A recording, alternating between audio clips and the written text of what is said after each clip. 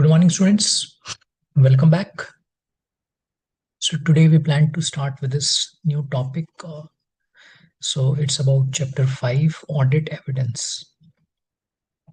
So when we talk about audit evidence or some of these requirements that we plan to cover today, so we can say that in a way we are now moving towards the execution requirements. Okay, so in terms of the audit that we have been discussing, there are few stages, and in relation to those stages, there's a lot of focus we have had on the planning part in our previous sessions, right? But today it's more about the execution part, execution in terms of the audit procedures that would have been planned. What should have been the audit procedures? Okay, so it's not only about the field work, but it's largely oriented towards the execution, the substantive audit procedures, and some of the specific areas which are required to be looked at, right? So that's going to be the focus. Now, in terms of this aspect related to audit evidence, there are few auditing standards. So we can say SA 500, 501, which deal with the audit evidence. Okay, so they provide you the specific guidance in terms of how to obtain this audit evidence. So that's one part to it. Okay. The other part is about some specific areas over which some procedures are required to be performed. So when we say some specific areas, so we can say in terms of external confirmations, what are going to be the audit procedures? How will that be audited? Similarly, if we talk about, say, an engagement which is picked up for the first time by the auditor in relation to a client. So therein there is a specific requirement in relation to audit of opening balances.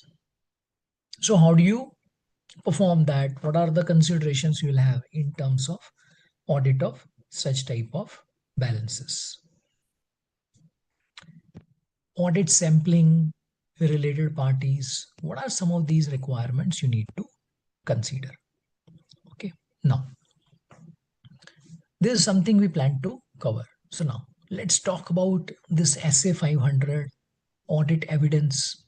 Let us first of all understand what the audit evidence is. Okay, so now what is audit evidence? We can say it's the information used by the auditor in arriving at the conclusions on which the auditor's opinion is based. It includes both the information contained in accounting records, which is the underlying for the information which is moving into the financial statements, as well as any other information which the auditor would have obtained for the purposes of various procedures the auditor will perform. Okay, now in respect of a client, if let's suppose auditor is checking the depreciation calculation, so what is the procedure? Verification of calculation of depreciation. So now auditor will obtain a working file, or you can say this computation file of depreciation from the client, over which auditor may perform this calculation check or checking of various formulas which have been used, a lot of elements which will move into the calculation of depreciation, like useful life, residual value. Okay, some of these things, tracing the numbers to the statement of profit and loss. So you can say there is a first set of information which the client will provide, over which auditor will perform certain procedures, correct? And on the basis of which auditor will then draw the conclusion. So auditor will then assess whether this information which the auditor has obtained, okay, now whether this information is something having any sort of misstatements, or if let's suppose it doesn't have the misstatement, does it really give the appropriate picture in relation to the financial statements, for which this is also one of the parts. Correct. So these are some of the things the auditor will consider. Now in this case, this calculation, or you can say this file which the auditor has obtained, plus the procedures which the auditor has performed, so this will get documented somewhere. Yes or no? So ideally there should be some working file, maybe an Excel file. Typically that is what you'll see. Now this working file or this Excel file or any of this information or record, what do you call it as? Audit evidence. Okay, so this is what you call as audit evidence. So now let's discuss it further. And what I'll do is I'll just try to pick up some more examples in relation to the audit evidence. So I'll just share the file with you. Just give me a minute.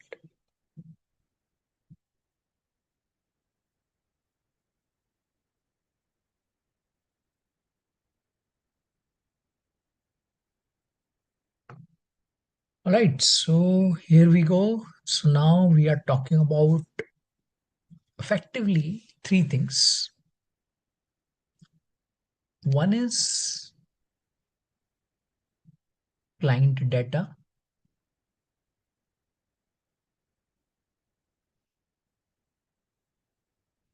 Okay, on which auditor will do some processing, and auditor will convert this data into a working paper. Working paper means audit working paper. Okay, this is effectively used for conclusions, which the auditor will use. Yeah. Now this information, whether we talk about this client data or whether we talk about working paper, now this is what you call as audit evidence. So it's an evidence which the auditor has obtained to check, to verify, to examine. Understood? Now, this audit evidence, depending on the areas which are required to be audited, will vary. Yes or no? For example, if we talk about bank balances, if let's suppose those were to be audited. So in relation to bank balances, what will the auditor obtain? Reconciliations. So there will be reconciliation statements which the auditor will obtain. So that's one. Auditor will also obtain bank statements, or you can say the confirmation letters.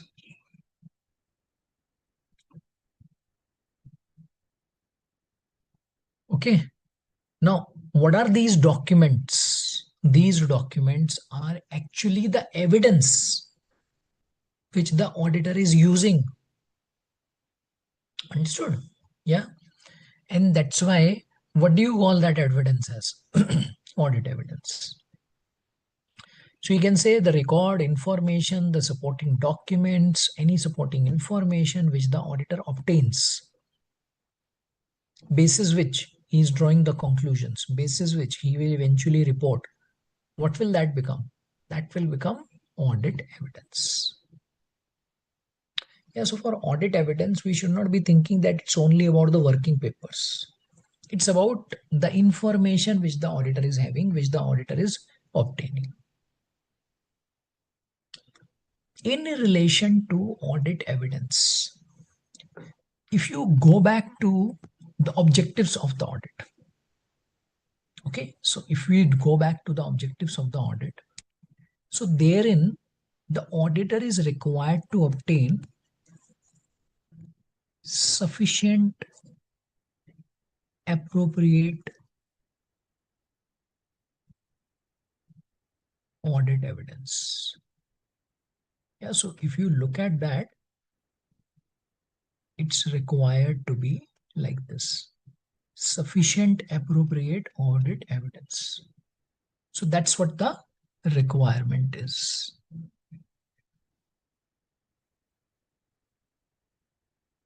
Okay, yeah, so it has to be sufficient, appropriate audit evidence. Now, in this case, question arises that this audit evidence is okay, this is understood, but what do you mean by sufficient? What do you mean by appropriate? Yeah, so sufficiency and appropriateness basically indicate qualitative as well as quantitative aspects. Okay, so both the factors are included. For example, if let's suppose you are verifying some expenses, so there's a ledger you obtain. Let's suppose during the year there are some 50 accounting entries. Now, in relation to those 50 accounting entries, you will pick a few samples. Let's say, for example, you will pick up 2 samples, 3 samples, 10 samples. Yeah. So this number that you select, which you decide to test, of course, will give you the audit evidence. But what should that number be? So that is what you call as quantitative aspect. Okay, so that is quantitative aspect. And if we look at this entire population, so let's suppose we have decided we'll pick up, say, 7 samples. Now, in those, in respect of those samples, now what would those samples be? That will also have to be thought through. Yeah. So that is what you call as qualitative aspect. Okay, so we need to consider both quantitative as well as qualitative aspects. Very good. So I can see this response from Saminathan. So he's saying sufficiency means quantity, appropriateness means quality. On what basis we picked the quantity is quality. You're right. Yeah. So that's how you'll have to eventually look at the things. Yes or no? Yeah. So now, as regards the audit evidence, I think we have just tried to understand what this audit evidence is. So this concept is not new. We have discussed this quite a lot, and during the course of our audit, we perform a lot of procedures through which we obtain the audit evidence, and which is also a required thing. You can say it's something which has to be in place. Yeah. So otherwise, what will happen? Otherwise, auditor may not be able to verify. Yes or no? Yeah. So he needs to have that in place. Correct. Now what we will try to do is, now we will try to move on to this another essay. Now this essay 501 talks about some specific areas. Okay, let me just share that document once again with you.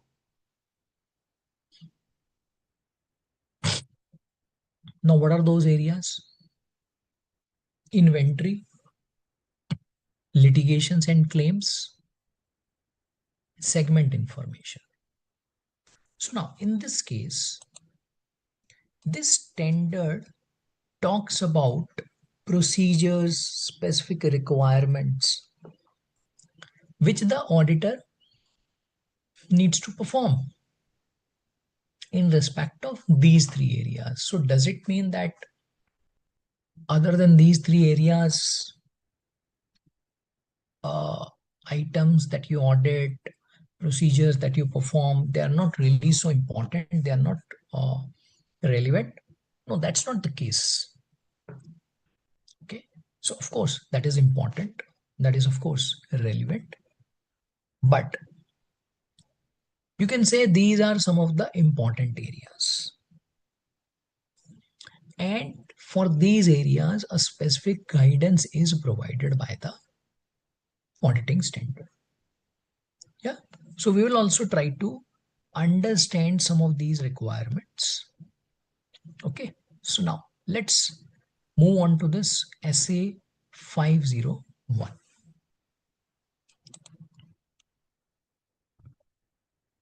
So I'll just share the document.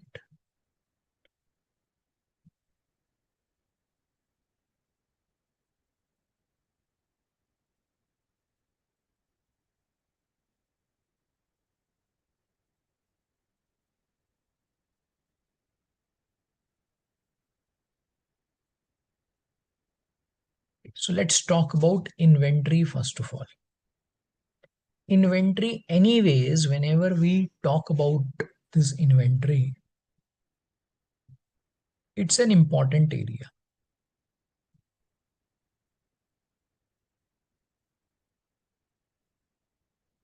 Yeah, so it's an important area.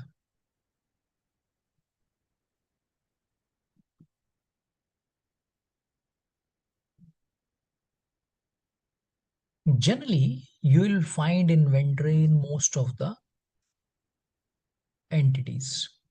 Again, depending on the sector we are looking at, but it's generally there. And wherever you have this inventory, for example, if you talk about manufacturing companies, it's a significant portion forming part of the balance sheet. And it's a very important area, or you can say one of the very important areas in the financial statements, right? So that's why its audit becomes very important. Now, as regards inventory, we can say again it's linked to a cycle. What is that cycle? Procurement. Because for the inventory, what do you need? You need purchases, you need material.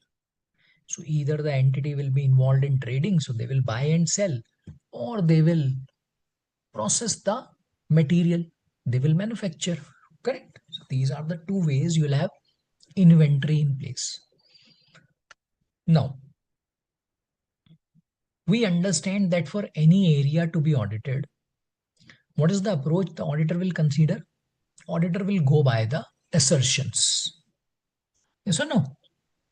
So auditor will be looking at various assertions. So can you tell me what assertion is?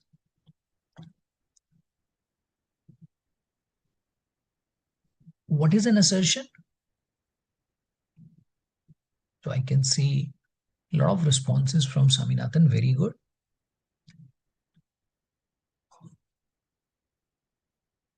So now Saminathan says, in relation to inventory, auditor has to obtain sufficient and appropriate audit evidence regarding existence and conditions of it. Very good. So in this case, when you talk about existence, what does it mean? In a way, you are talking about one of the ways inventory is required to be looked at. Yes or no? Yeah. And this is what you also call as assertion in the context of inventory. So Swaminathan has also shared the assertion. So he's saying existence is one, completeness is one, cutoff. Then you have this valuation. Then you have rights and obligations. Yeah, of course. Now, when it comes to inventory particularly, there's one assertion which is very, very important. Existence.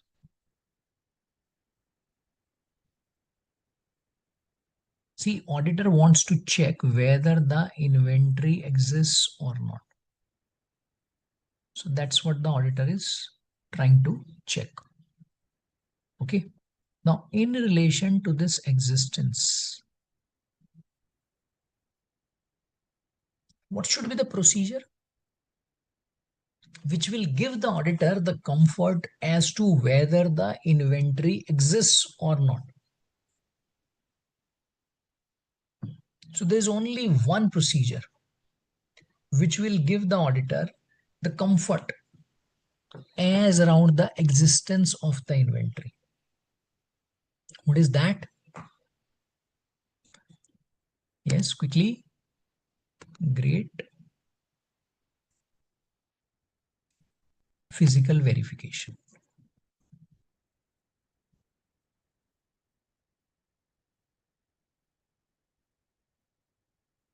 Yes or no? Physical verification.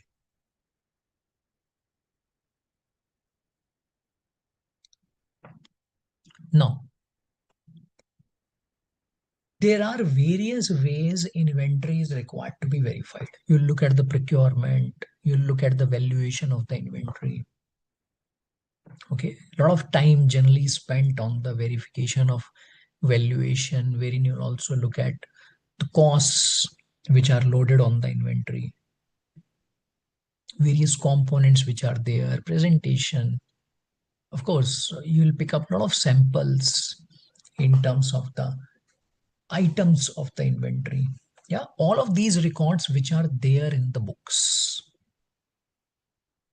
But if you perform any of these procedures, will you get the comfort that yes, inventory physically exists? If let's suppose you have looked at invoices, if you have looked at the purchase register, if you have looked at the movement of how the inventory has really moved, does it give you the comfort that inventory physically exists in the company? Answer is no. So that's why a very important procedure in respect of inventory happens to be what? It's physical verification. Okay, it's a very critical procedure. Now, in relation to physical verification of inventory, let's try to understand as to what is going to be the approach. How is this required to be looked at? Okay. Now,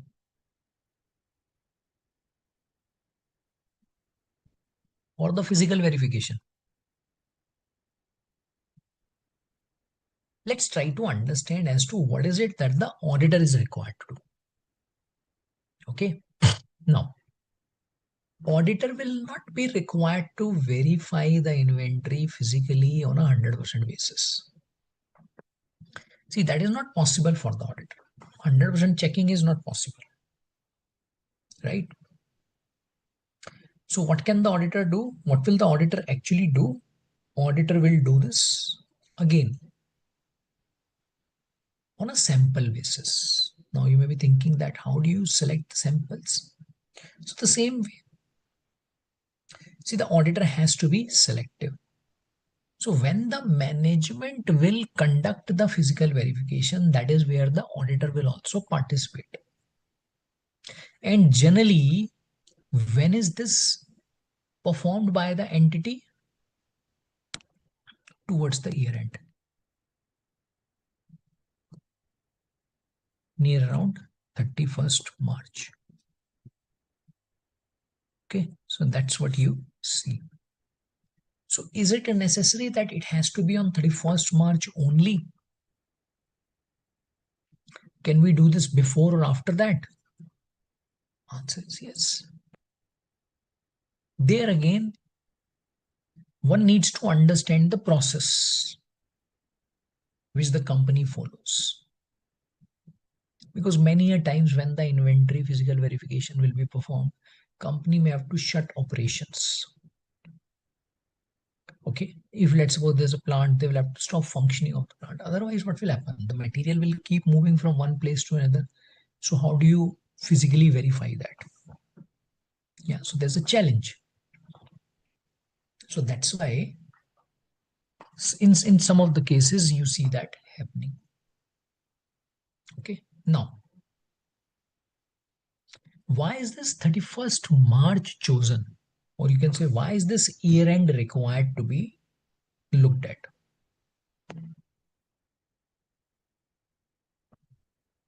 Because inventory is a balance sheet item.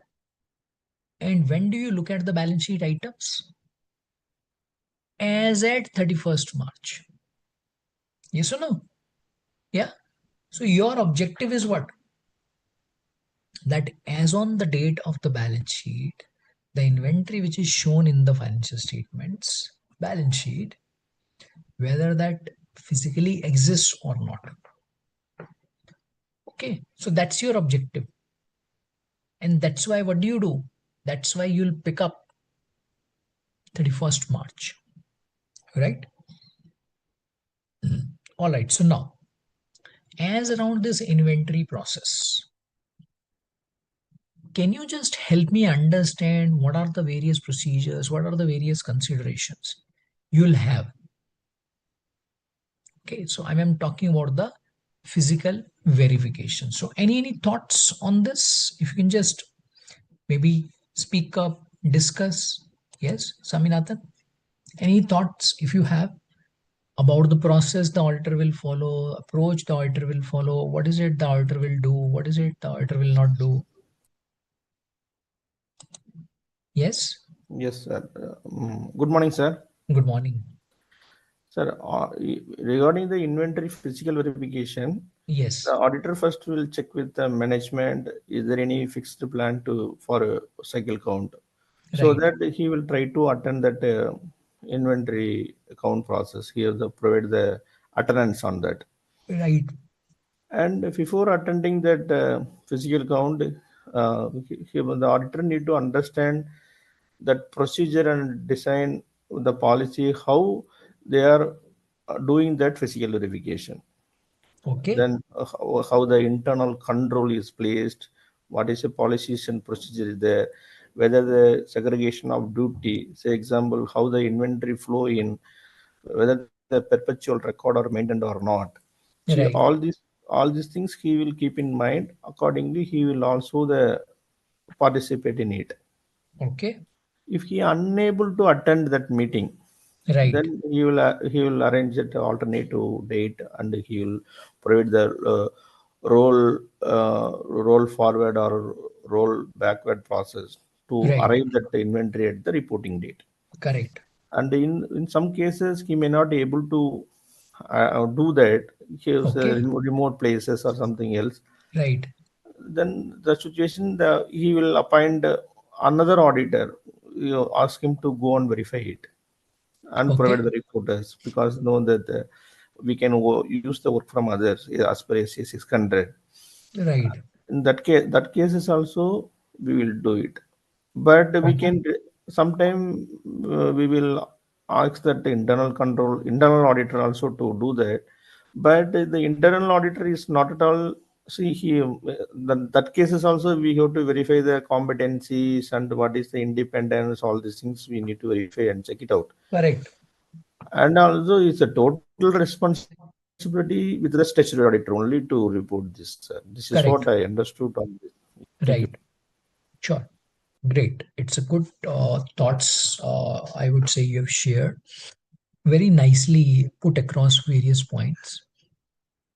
So now let's add to in a way what you have discussed. So we discussed that inventory physical verification. When do you do? Generally, you do this around the year end. So if let's suppose you have this 31st March as the cutoff. Okay. Say this is 2025. So maybe the physical verification is planned on 31st and 1st of April. Again, one will have to consider that will that be completed within a day's time or it will take few days. Okay, sometimes it may take a week, sometimes it may take maybe 3 days. Okay, again it varies depending on again the size, the inventory the company will have. Okay, and how the inventory is spread out. So maybe it's a multi-location consideration. So inventory is spread out. So therein the auditor will have to again plan. So that is something which will form part of planning as to how to plan the locations. So will the auditor be planning to cover all the locations or only some of the locations? Yeah, so a lot of factors will form part of the planning, and that is something which the auditor will do on the basis of the materiality considerations. Correct. Now, let's talk about this inventory now. See, the inventory, as we discussed, cannot be checked on a 100% basis. So that's why what will the auditor have? ABC analysis. A stands for high value item. B stands for the second category. C stands for low value items. Okay, smalls. So what is going to be the focus of the auditor? Definitely it will be A. Okay. Now what will become the basis for categorization? As we discussed, it's all about the value. It's all about the amount of the inventory. Yeah. So by picking up more and more items from this A category, auditor is just trying to ensure that the population is largely covered. But does it mean that the auditor can just simply ignore B and C? No. These are also required to be picked up. But in terms of the samples which the auditor will pick up from A will be higher as compared to what is picked up in respect of say B category, and then eventually what is picked up in let's say in respect of C category items. Okay, because there again the risk is lower, but the risk is there for sure. So that's why all the items, or you can say all the categories, are important. This is very commonly also called as ABC analysis in respect of inventory verification. Now, during the course of physical verification, there are two ways the auditor will perform this task. See, the auditor will obtain an inventory listing from the company to begin with, because that will give him the understanding as to what the inventory is, the size, the locations, all of these factors. Yeah. But that listing is what? That listing is all about inventory which is there in the books of accounts. And we are looking at physical verification because we are trying to check that everything which is there in the books is physically present, number one. And everything which is physically there should be recorded in the books. Yeah. So it's a two-way check in a way we need to perform. So how will the auditor perform this? See, one thing is when the auditor performs this, what is going to be the base for the auditor? The base is going to be the inventory listing, correct? Now, in relation to this inventory listing, what will the auditor have? two, you can say, ways which the auditor will have to perform. One that you call as list to floor and floor to books or the list. What does it mean? Means for some of the items, auditor will pick up the listing as the basis. So in the listing, auditor will check, okay, show me this item, show me this item, show me this item, which is physically there. So what is the base for the auditor to verify? The list which he is having. Okay, so that's the base. And the other approach is that auditor will pick up any item which is there on the floor. And he'll ask that show me where is it appearing in the books. Okay, clear on this? Yeah. Now, in this case, while performing this physical verification, what is the objective? Objective is to ensure the books are appropriate, because that's the objective which the auditor is considering, with which the auditor is working. Now, during the course of this physical verification, auditor may come across maybe the obsolete items. Okay, slow moving items, which may have been segregated by the entity or may not have been segregated. But it's important for the auditor to also ensure that each and every categorization which is in place is looked at. Yeah, why? Because eventually the provisioning, etc., which may be required in respect of obsolete, slow moving, auditor will get a better understanding of these items. Okay, so tomorrow, if let's suppose there is any discussion, disconnect with the management, so by checking all of these categories, auditor will be in a better position to deal with those matters. Right? Now, as regards the physical verification which the auditor will do,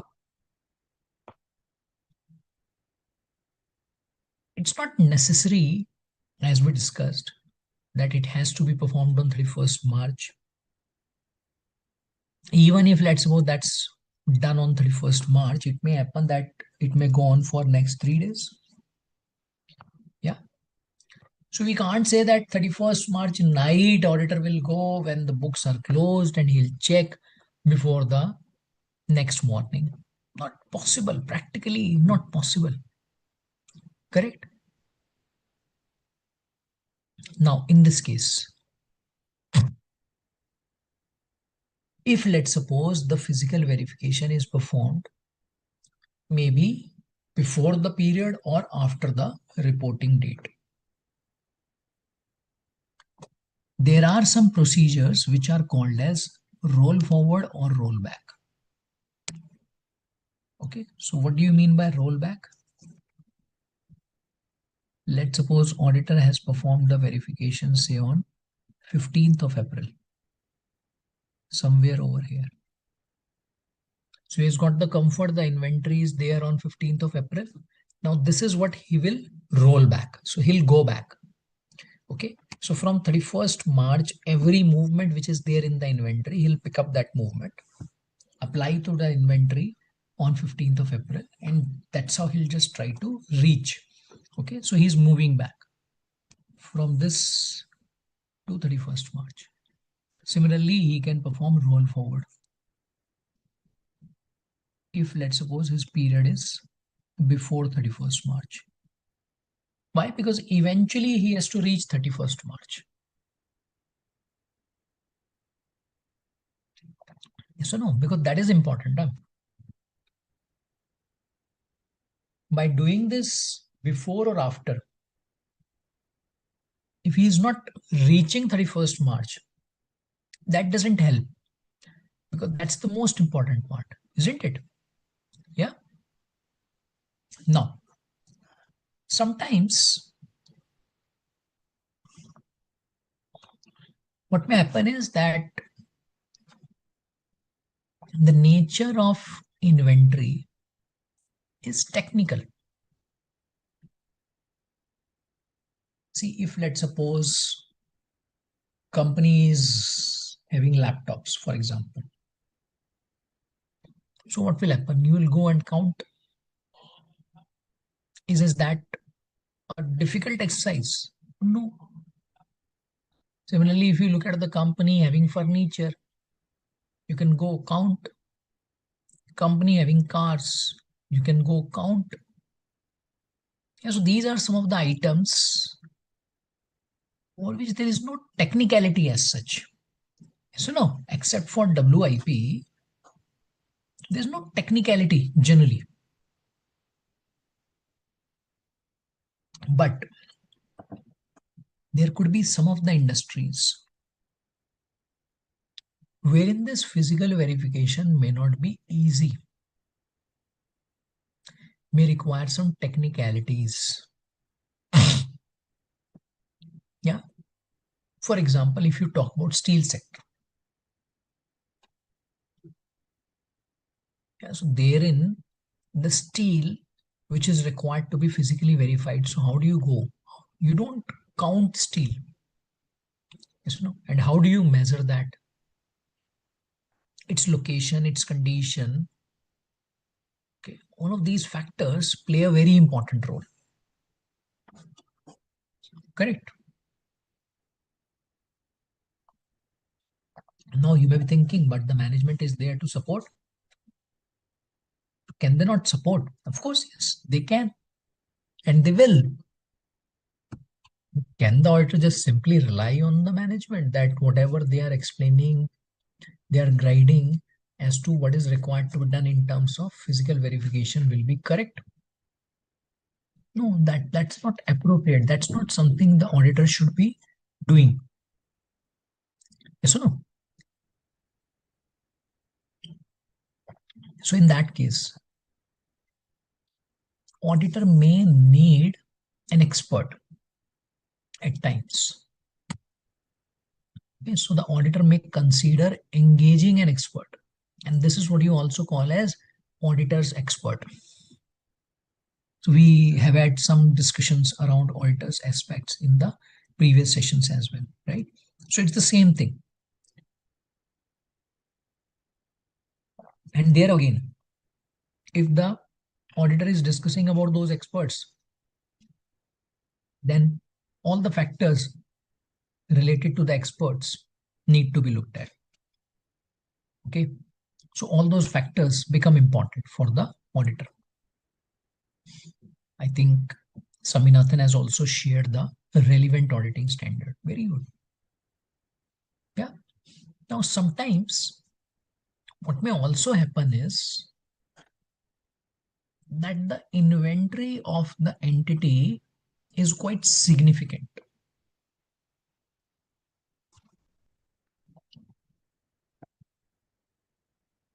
Which may take months at times. If you want to go verify that, the question arises, how do you do that? And in such a case, is it still a necessity that it has to be performed on 31st March? See, preference will always be near around 31st March. There's no doubt. Particularly in case of inventory. If it is any other item, for example, PPE, which is also physically verified, it may be some other day as well. But for inventory, the preference is always 31st March.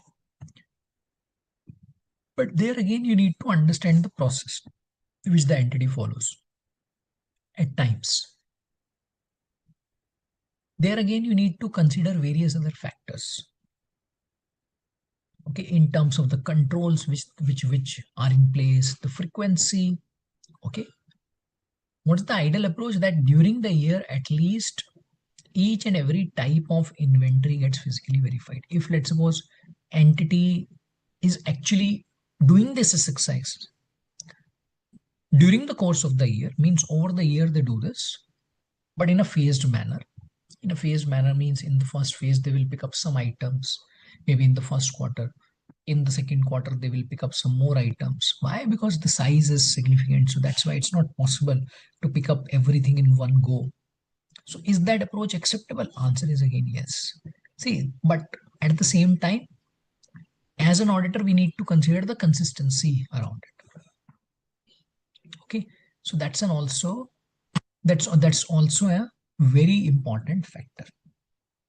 Yeah, but should that approach be taken? Answer is yes. Now, once the physical verification is performed, there are two outcomes which are possible. In fact, three outcomes are possible. Maybe the inventory is appropriate, there's no problem. Maybe there's some excess. Maybe there's some shortage. Okay. So in these cases, if let's suppose inventory is physically found to be in excess, so should we be feeling happy that oh it's a good situation? Answer is no. In both the stages, or you can say in both the cases, what should the management do? Management should look at the reasons. Okay, so that's where you see the reconciliation.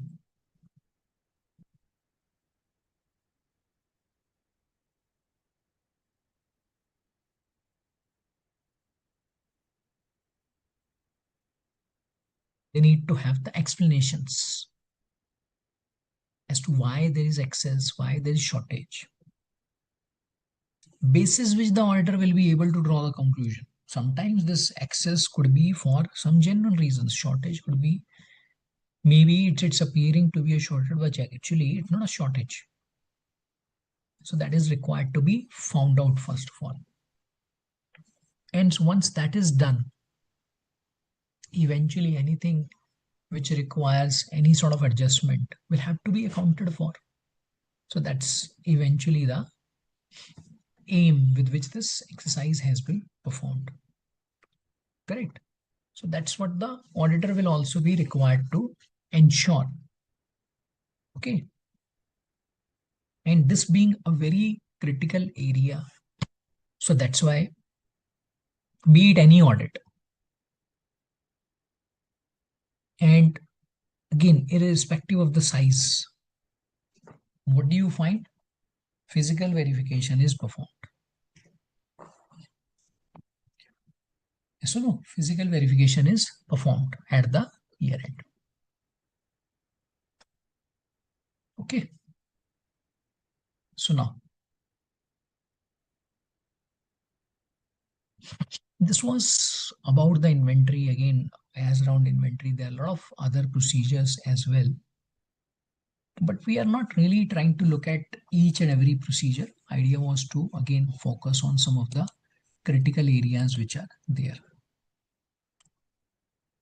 Saminathan is saying that if you look at Caro, so even under Caro, auditor is required to report.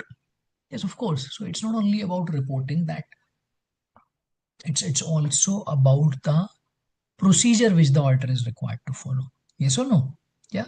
So Caro in a way specifically requires the auditor to comment. So that's why what will the auditor be required to do? Auditor will be required to do this physical verification. But can we say that it's driven by Caro? Answer is no. Answer is no. Yeah.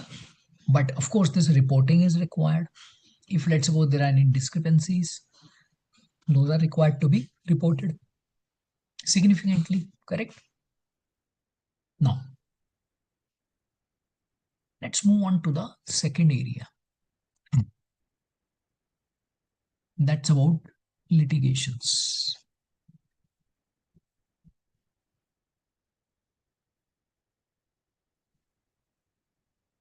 Again, an important area. in relation to the financial statements. Now, this is one area over which judgments are required. I'm not saying it's the judgment of any particular court. We are just talking about that if you look at these matters, okay, so these matters are not the one wherein you can have the outcome as say yes or no. Means it's not black and white. So it has got some gray area. And that's why it's one area wherein the manipulations are also possible. Now, in relation to litigations, can you just tell me what are going to be the considerations? What are the important considerations which the auditor needs to have in place? Over to you, Saminathan, if you want to share something around this. What are the important considerations auditor needs to have in place in relation to litigations? Yes, sir. Sir, in relation to the litigation and the Yes. claim, whether the management included all the litigation and the claims in the list. Okay. See, if there is any contingent liabilities, is there adequate process provision is created, or appropriate disclosures is given, or complete list of litigation is provided or not. Otherwise, also that auditor will enquire the management to get whether it is properly, and he can also review the minutes of the meetings. Right. And sometime what will happen, while going through the expenses, he will check for any legal expenses are there. Right. And with respect to communication, whether it is a physical mode or the electronic mode, the emails, whether any notices come from that legal department or like Yes. GST or income tax, like that also he can look Correct. into it. Correct. And when there is unable to get, he can approach the in-house legal counsel. If there, they can very much go and approach them to get that list of it. Yes. Otherwise, in the external party also, when there is involved by external party, in that case, the auditor can get that external party from the list from the external party. But however, there is a procedure is involved somewhat. Right. First, he has to approach the management, and management they will give the writings in their letterhead. Then the Hmm. auditor will send to them, and they will get the list of it. Then finally he will ensure that if anything is missed out, ask the management to incorporate as appropriately in the financials. Right. If they are not able to do so, then as per the SCA 705, the Yes. modification will be appropriately initiated, sir. Correct. Again, good. Good. You have shared the thoughts now. As around this litigations, I would say what is the most important part which the auditor needs to focus on? Completeness.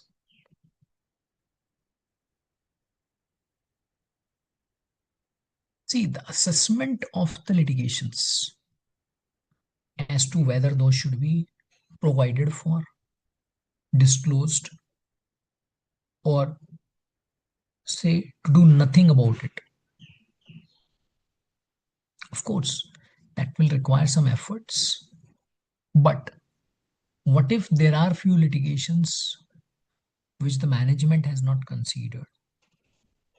Those have not been accounted for, and auditor doesn't get to know about that. So it's a big risk.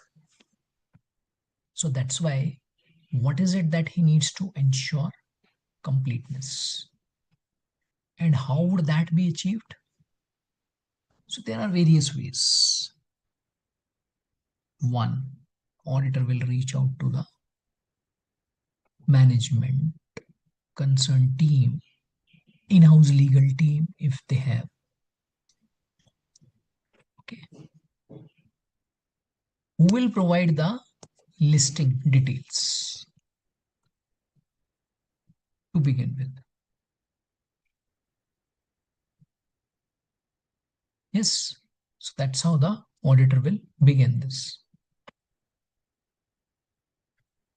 Other than that, auditor will also reach out to the external parties, means the legal attorneys, to find out if there are some cases, there are some litigations which the management may not have provided. Okay, and in terms of the information he would have received, he may not have that. Yeah. So, which is also a typical confirmation procedure which the auditor will follow.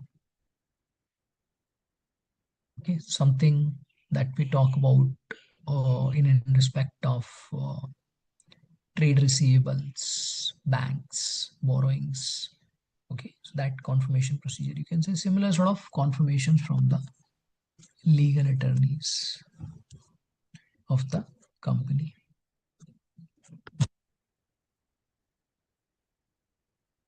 And of course, an assessment, which is quite subjective and which may become quite challenging at times for the auditor to assess and to consider the impact of the same, right?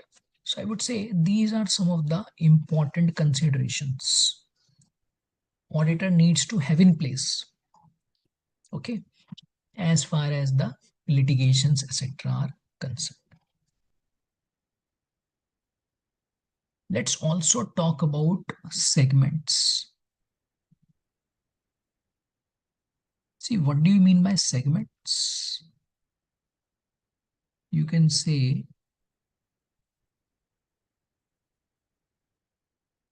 every organization will have some activities, operations.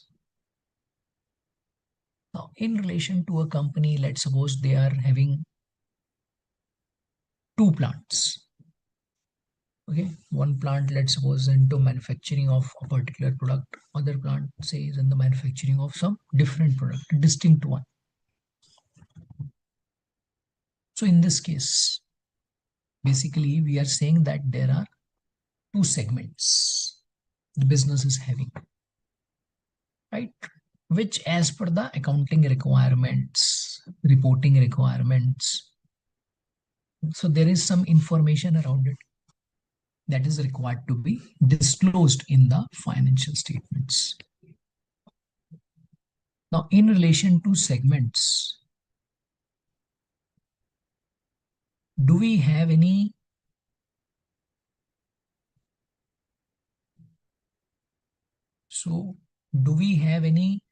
recognition or measurement requirements? Answer is no. Okay, so it's all about disclosure requirements.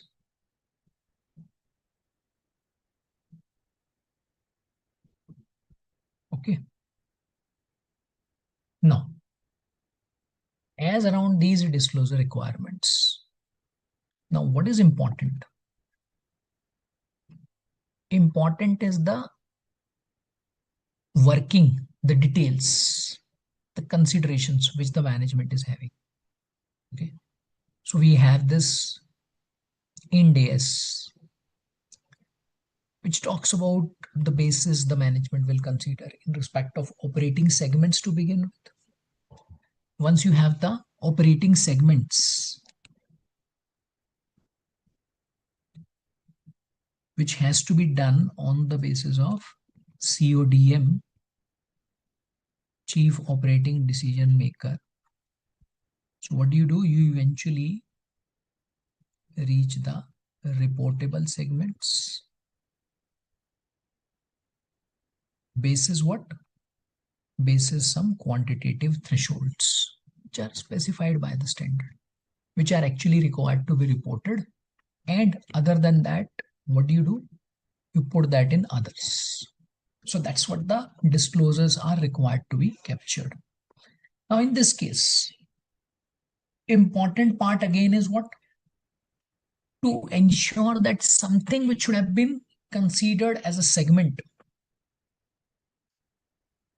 auditor will have to look at the relevant guidance. Auditor will have to ensure that this disclosure is in place. All the segments which are required to be included, those are disclosed. Yes or no? So that's how the auditor will be proceeding, right? Now, in relation to these segments, the information which is there, the data which is involved, whether that is reconciled with the numbers which are flowing into the financial statements. So we can say that reconciliation, that number, that data which is flowing is important. Yeah, because it's not only about ensuring the disclosures are in place, but the data is not reconciled. Correct? Yeah. So that's how you approach this consideration in relation to the segment reporting. Correct? Now, as a next step, what do we need to do?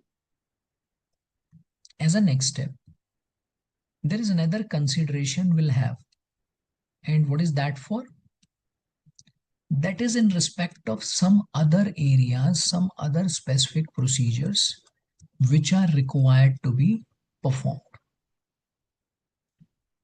Now, what are those other areas? What are those specific procedures? So I'll just talk about this SA 510 first of all. Now, what does it require and how is that required to be?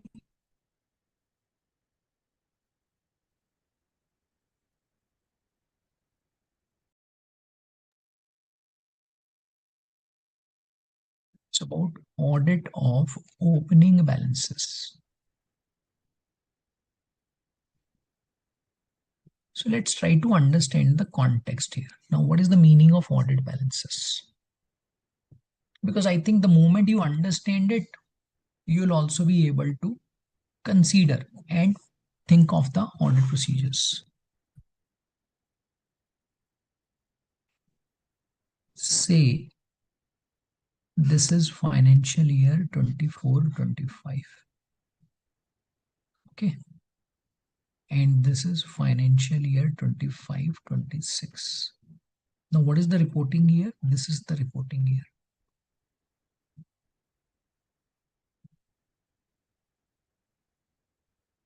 Okay, so what is the reporting year? 25-26 is the reporting year. Up to 24-25, P and company was auditing the financial statements. Yeah.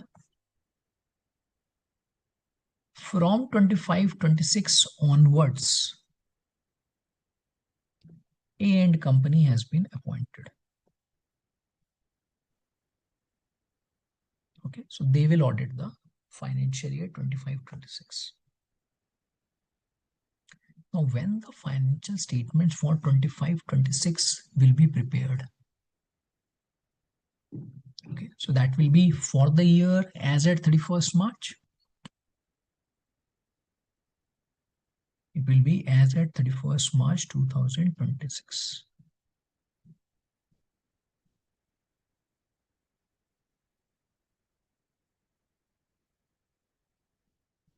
Yes or no? This is what you will get to see. Right? Now, in this case,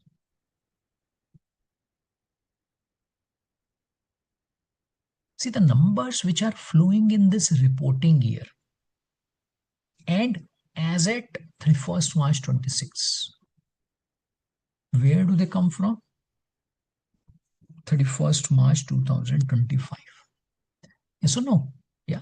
Because when you have the opening balances, that is how you reach the closing balances. Correct. So the information of 1st April 2025 which is nothing but 31st March 2025. That is something which is flowing during the year. Now, when you talk about these opening balances which will be there on 1st of April, where do they come from? Last year. Who audited that? P and company. Means not the current auditors. So can the current auditor just simply rely on what the previous auditors have done? To certain extent, yes, but not completely. So that's why during the year, in respect of the audit of the financial statements for which A and company will perform various procedures, there is another set of, you can say, requirement will apply to audit of the financial statements. What is that? Testing of these opening balances. Or you can say audit of these opening balances. Now you may be thinking that does it mean that it will be a re-audit? Means will that be required to be audited again? Now there again, we are not talking about re-audit here. But certain limited procedures need to be applied by the auditor, okay, to get the comfort on these numbers.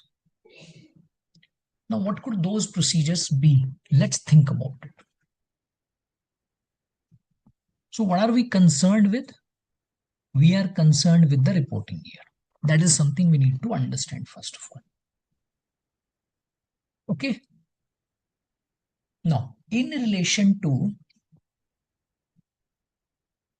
this reporting year that we have, what should be the first procedure? Tracing the opening balances to the closing balances.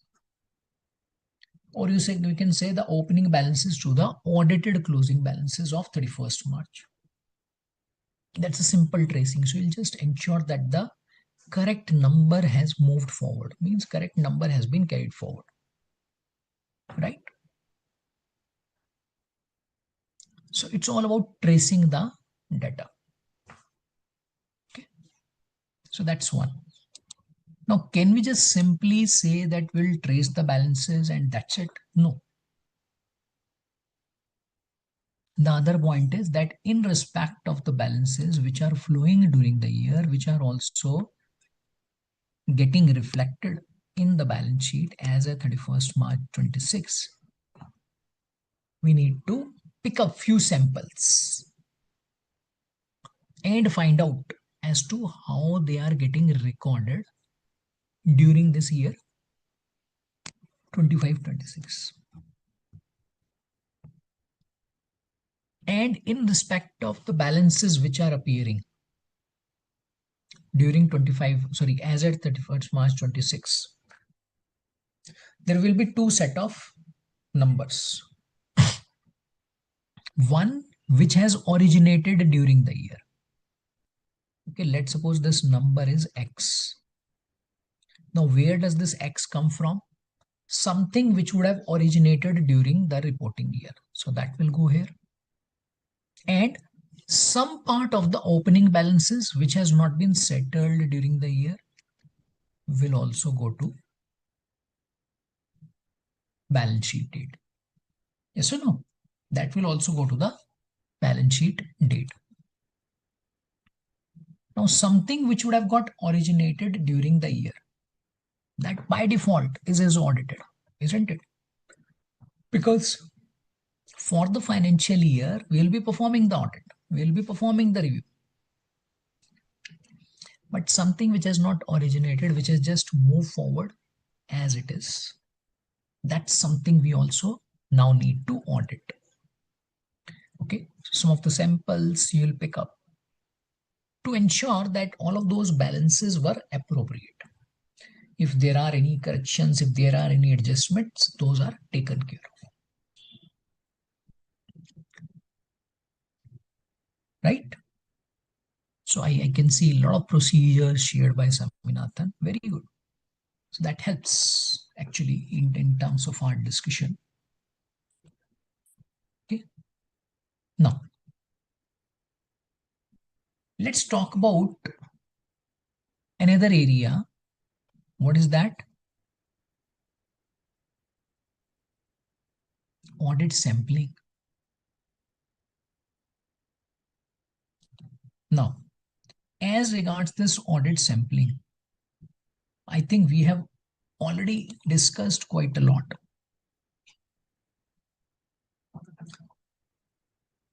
See, the assurance which the auditor provides is reasonable assurance. It's not the absolute assurance. And that's where this sampling comes into the picture.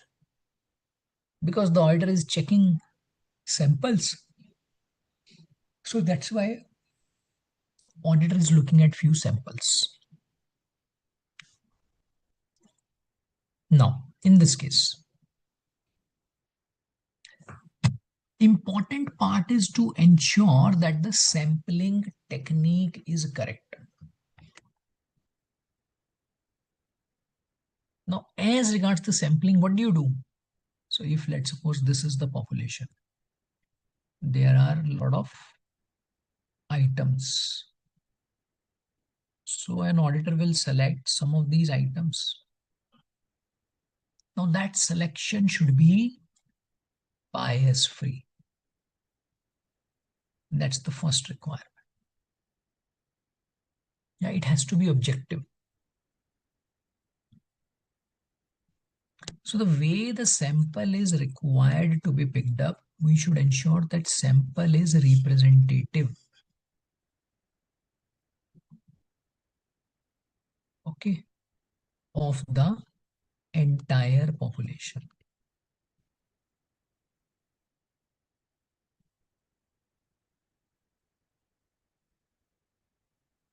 Right? Now that's something which the auditor needs to consider. Okay, so that is representative of the entire population. Now, what will become the basis for sample selection? So there again, as we discussed some time back, there are two factors you will consider.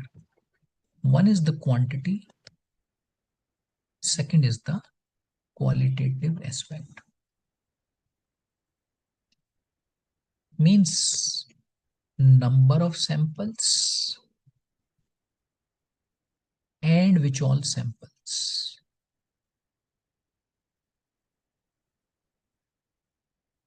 Yeah, so here in some of the techniques which are used. So random is something which you generally get to see. So the random selection the auditor will have. Okay, some of the samples auditor will pick up. So the way the sample will be pulled out, if that is biased free and some sort of consideration is given that it's representative of the entire population, then the coverage of the auditor will be better. Okay, let's try to look at one example. Okay, as to what do you achieve? Let's suppose during the year revenue of the company is 500 crore. Now what is the one way auditor picks up 100 samples from this entire population? Okay, so this is situation number A. Situation number B, auditor has understood the revenue, the way the contracts are structured. Okay, everything around revenue he has obtained. So what he has found is that company is operating in two geographies, India and Japan. That's one. Number two, there are three types of contracts in India. Okay, so you can say it's type 1, type 2, and you have this type 3, right? But in case of Japan, it's only one type of contracts they have, which are different from what you have in case of India. So we can say it's type 4. Now, when these samples were selected, okay, so it was a random bias-free selection. Now in situation B, once again, the auditor will do this random selection. But now the population is broken down into 4 parts. Now the auditor doesn't have one population. Now the auditor is considering this as population 1. Pick up the samples.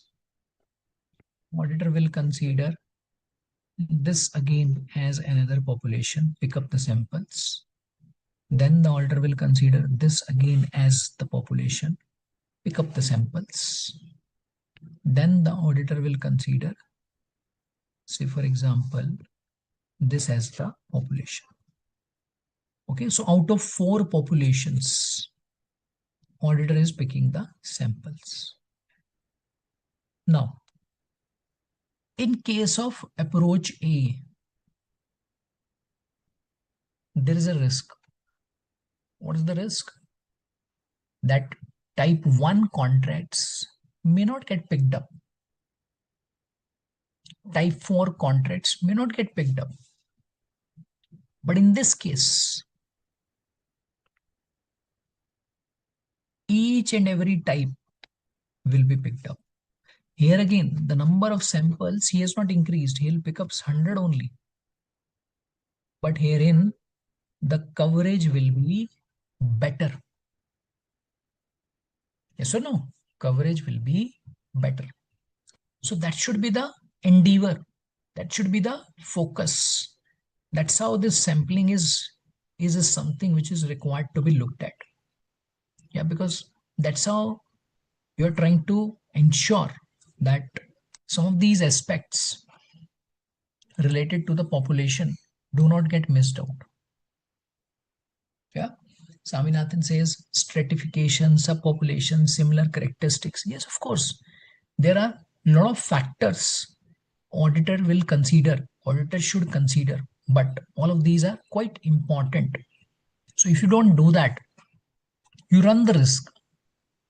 Okay. It's again, it's not about whether there is a bias or not. It's all about that even if you are bias free, is your technique, is your approach appropriate? Yes or no? Yeah, so that should be the focus, because eventually that is what will ensure that there's a quality in terms of the sample selection, which will bring in the quality in the audit. Yeah, that is what the you can say that is something which will make the audit more effective. Correct? Yeah. So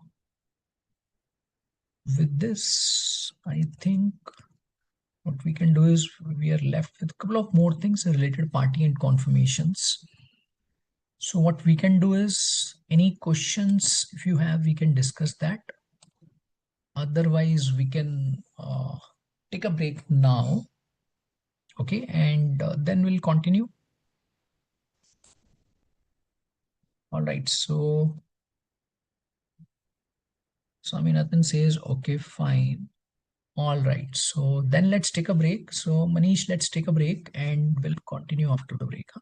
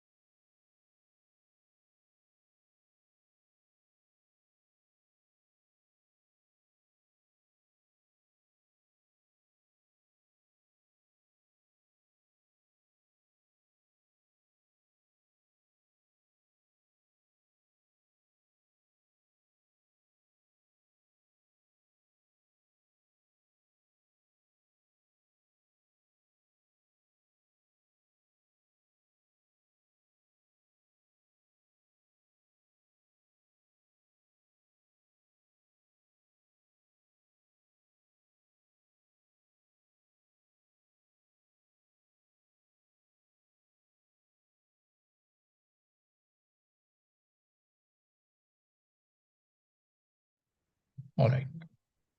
Okay, so let's move on. So the other thing that we need to discuss was about the related parties and the confirmations.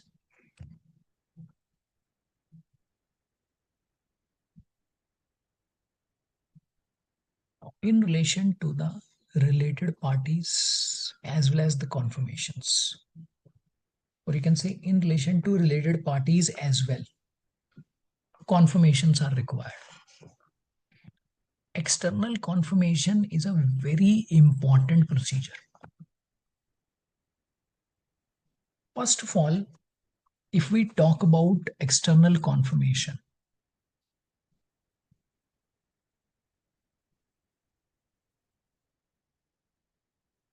okay,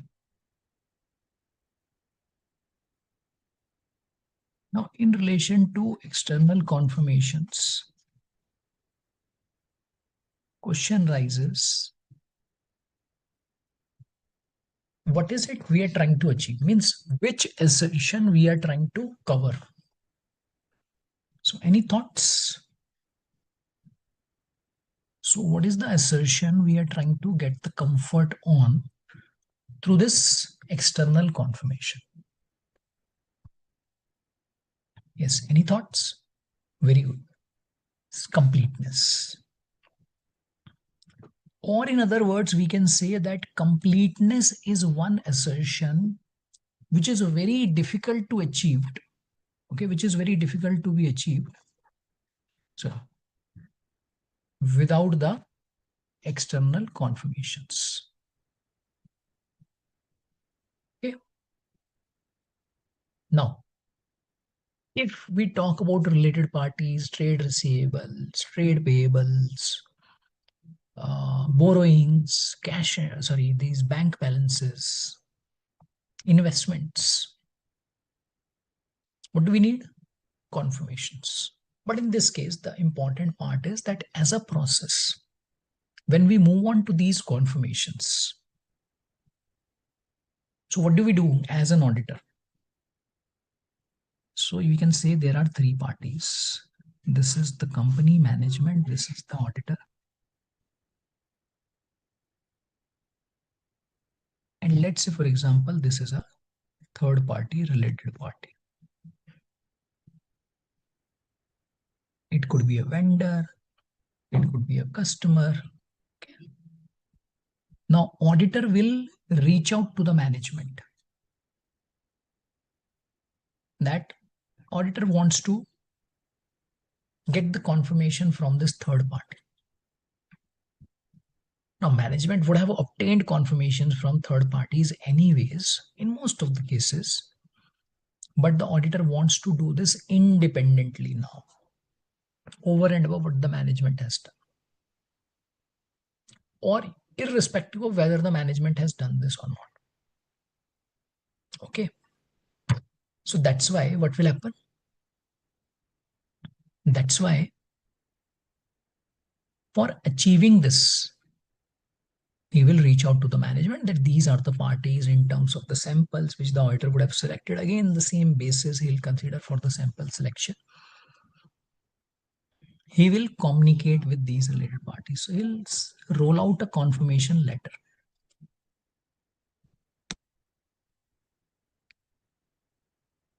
Okay.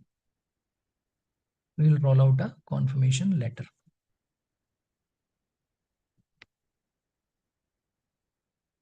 So the third party will either respond, say with the balance, which may match, may not match. If that doesn't match, reconciliation is required.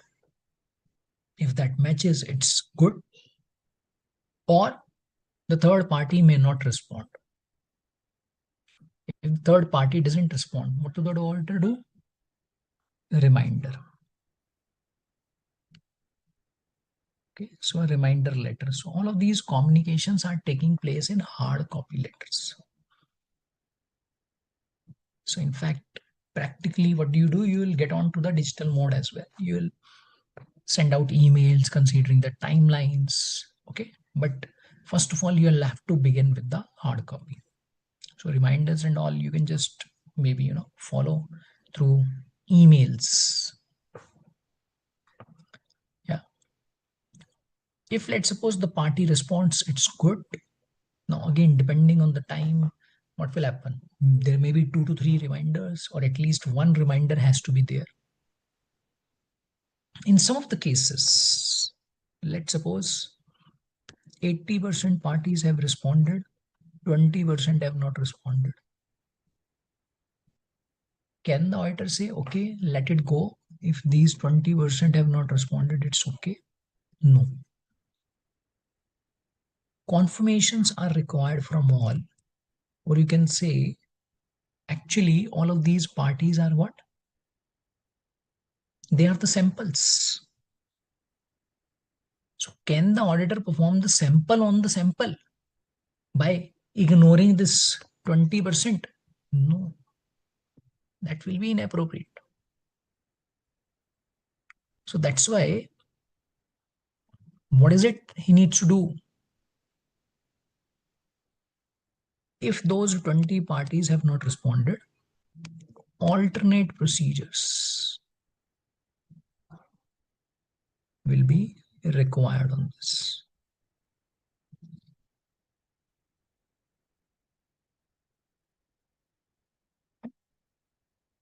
Wherein, if let's suppose this party is a vendor, whether the subsequent payment has been made or not, the built up of that vendor means the invoices and all, some of those arrangements, okay, just to check the built up of the balance which is there. Okay, we should give the auditor the comfort on this. And this is a similar sort of procedure auditor will follow in respect of various types of parties the auditor is going to deal with, whether it's about banks, whether it's about vendors, customers, related parties. Yeah. And in fact, what is it that we discussed in case of litigation? So there again, the auditor is having confirmations from the legal attorney. So the similar sort of procedure is there. Yeah. The important part is what? This communication from the auditor to the related party and related party to the auditor has to be direct. Means it should not be routed through management. So if let's suppose the party responds to management, so does it help the auditor? No, that doesn't help. Can the auditor request the management and then the management send to the party? No. It has to go out from the auditor.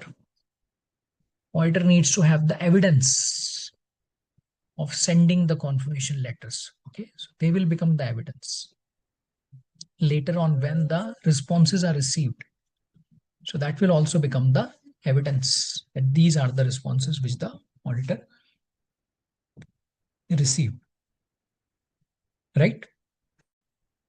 So we can say broadly these are the requirements. Now what we can do is, now we can just move on to the questions. Okay, because I think it's better we go through some of the questions. And over there we'll just try to maybe discuss a bit more in terms of the requirements that we have. Okay, so now I'll just move on to the questions. Just give me a minute.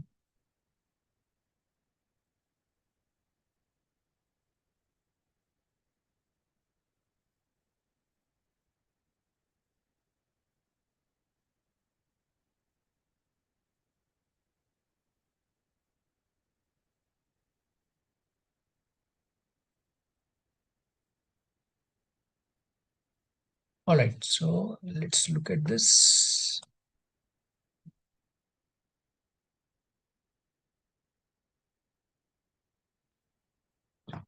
Auditor of BBNS Limited accepted the gratuity liability valuation based on the certificate issued by a qualified actuary. Yeah. So if you understand the gratuity, So gratuity happens to be a post retirement benefit. Okay. And it's a defined benefit plan as per the requirements of Ind AS, for which actuarial valuation is required. So what the company has done is company has also got this actuarial valuation, and auditor now in that context has accepted this valuation based on the certificate, which is something which the actuary provides. However, auditor noticed that retirement age adopted is 65 years. Okay, so the calculations, the valuations which have been done therein, what they have considered is 65 years as the retirement age, because that will have implications on the outcome, as against the existing retirement age as per the policy of the company, that is 60 years. Okay, so it appears some of the information captured is wrong. Okay. The company is considering a proposal to increase the retirement age to 65 years. So in this case, as an auditor, we are required to evaluate this. Now, as an auditor in this situation, what should we do? What should we check? How should we check? Yeah. So all of these factors we need to consider. So now, if you look at this scenario, it's the scenario wherein the management has engaged an expert. Yes or no? Because who is an actuary? Actuary is a third party. And management has engaged an expert for the valuation which is flowing into the financial statements. So therefore, the essay that we apply will be in relation to management's expert. So there is an auditing standard which gives you the criteria, okay, which is required to be considered.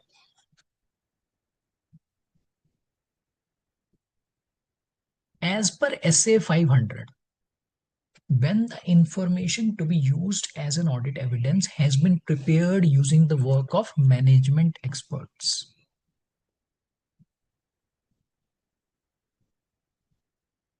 Okay. Auditors shall, to the extent necessary, having regard to the significance of that expert's work for the auditor's purposes, first of all, will evaluate the competence, capabilities, and objectivity of that expert. This is what the auditor will do to begin with. Yeah. Because if the person is competent, only then the person will be able to provide the right outcome. If the person is not competent, then the number he will provide. Okay. So whatever information that you receive, that will be wrong. Yeah, because he is not competent. So he doesn't know how the things are required to be done. So that's a big risk, right? That's a big risk. So that's why as an auditor, what should you do? You should ensure the right person, the competent person is doing this exercise. Yeah. Obtain an understanding of the work of that expert. Now, this is second point. Now, just because an expert is engaged, can the auditor simply say that, see, he's an expert, he knows everything, huh? And we have also checked his competency. Okay, he is quite competent, so there is absolutely no problem in terms of his competency. So that's why whatever he'll do will be good, okay, will be appropriate. So there should not actually be any problem in relation to that. So can we just go ahead with that assumption? No, that is again wrong. Why? Because irrespective of whether the other person is competent or not, what is our job? Our job is to ensure whether the other person has done the things in an appropriate manner or not. So till the time we don't check, how do we get that? Yes or no? Yeah. So how do we get to know that? We don't get to know about it. So that's why it's important to get a clarity on that. Yeah. And therefore, what do you do? Therefore, you are required to look into that aspect. As an auditor, you are required to check what the expert has done. Evaluate the appropriateness of the work of expert. Because when you check that, when you examine that, when you verify that, that's when you'll get to know whether that work, whether that job, whether that report, the information which is coming from that expert and which is becoming the basis for the preparation of the financial statements, which is getting used for the financial statements, is correct or not. Yeah. So now, what is it the auditor will do? Auditor may obtain the information regarding the competence, capabilities, and objectivity of a management expert from a variety of sources, such as personal experience with previous work of that expert, discussions with that expert, discussion with others who are familiar with that expert's work, knowledge of that expert's qualifications, published papers, books written by that expert. So these are some of the things which can be easily checked. Aspects of the management expert's field relevant to the auditor's understanding may include what all assumptions. See, because it's an actuarial valuation, so it's an estimate. So definitely some assumptions would have been there. Okay. So what all assumptions, what methods are used by the expert, and whether they are generally accepted within that expert's field and appropriate for financial reporting purposes. Okay. Yeah. So that's something you'll have to consider.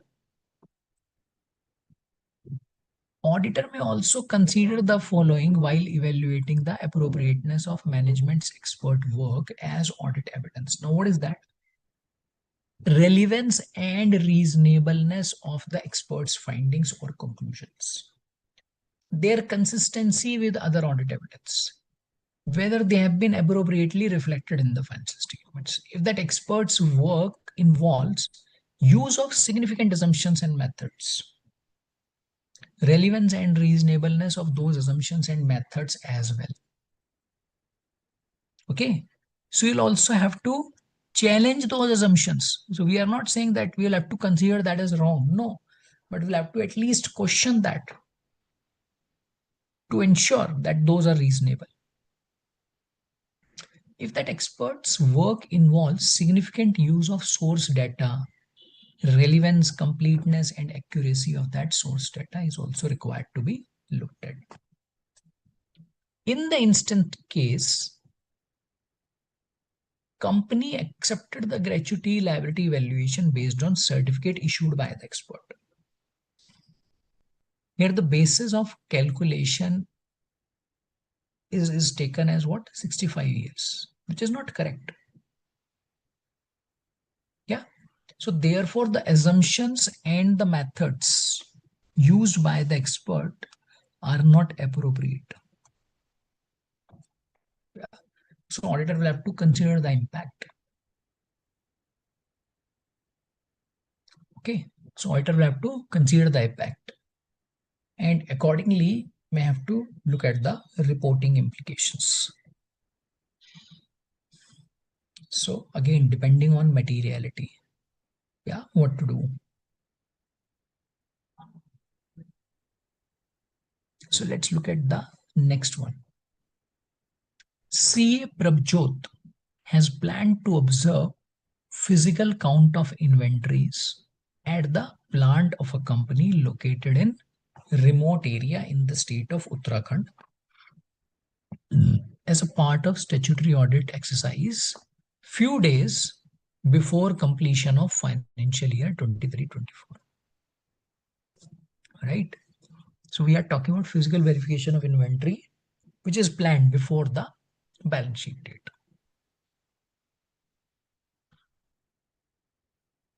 He already informed his intention to the management that he's planning to visit the plant site on 29th of March. He plans to inspect inventories, observe the counting process because management will be doing this. So he'll also observe the counting process and perform the test counts and do a lot of other things, right? Management has made all the necessary arrangements to facilitate this exercise. However, an agitation in Himalayan hills started on 28th of March 2024 for the announcement of a strict law regarding the conversion of agricultural land for commercial use. Many civil society groups are participating in the agitation. Okay, so the roads are blocked, which is leading to the plant site. Okay, so you can say there's no way you can reach there, you can go there physically.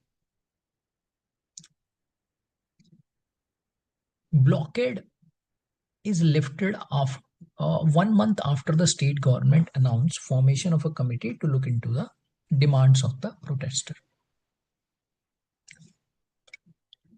Now, does the above situation reflect impracticability of attendance?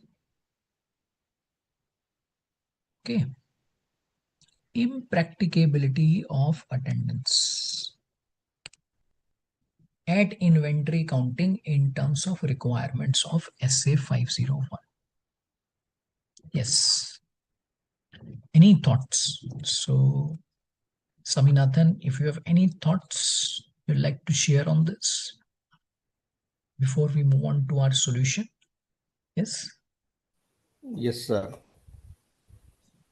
See, physical count to be done and the attendance to be also possible. Right. But the situation is that there is agitation by the protester.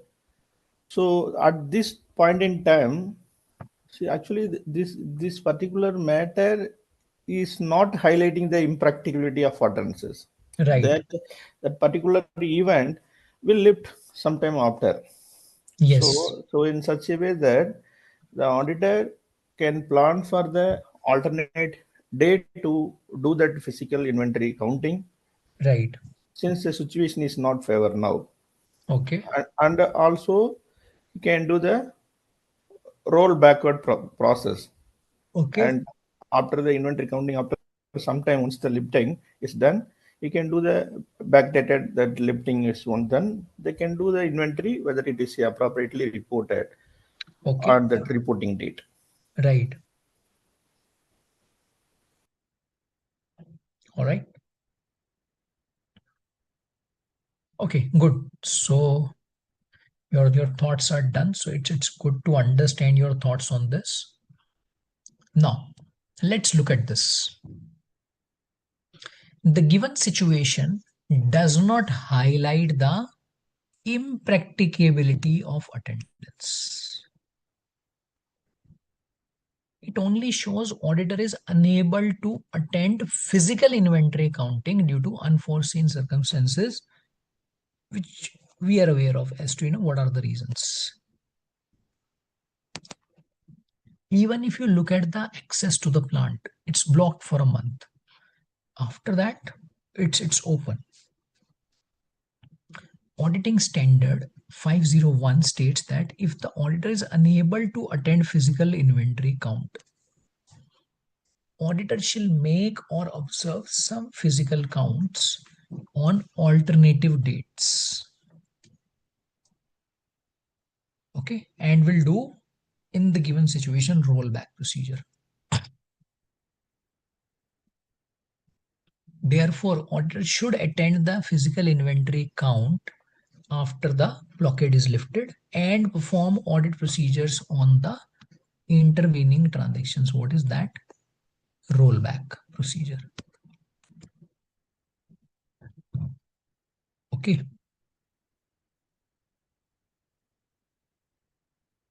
Rollback procedures should be performed.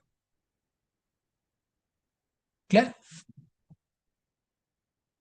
Next. On reviewing legal expenses account of Z Limited.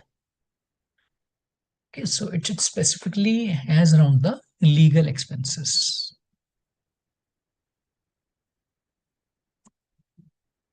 Again, considered to be a very important area. We'll discuss as to why. CA Sunita, who happens to be the auditor of this company, finds that legal fees amounting to rupees 10 lakhs was paid to B. George, who is a reputed lawyer, and this legal fees was paid during the year 23-24. On inquiry with the management regarding the purpose of such expenditure, evasive reply was received from the management stating that a lot of work is performed by the said lawyer on behalf of the company. Okay. However, no specific details were provided. She finds it proper to correspond directly with the lawyer. Now, what is it?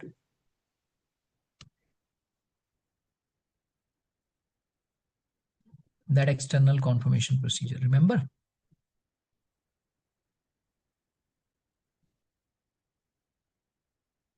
So we are talking about that now. She obtains the address and email ID of the lawyer from his professional services bill.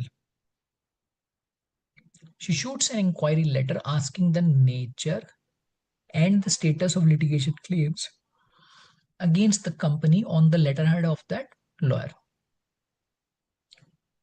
In this case, the approach of the auditor.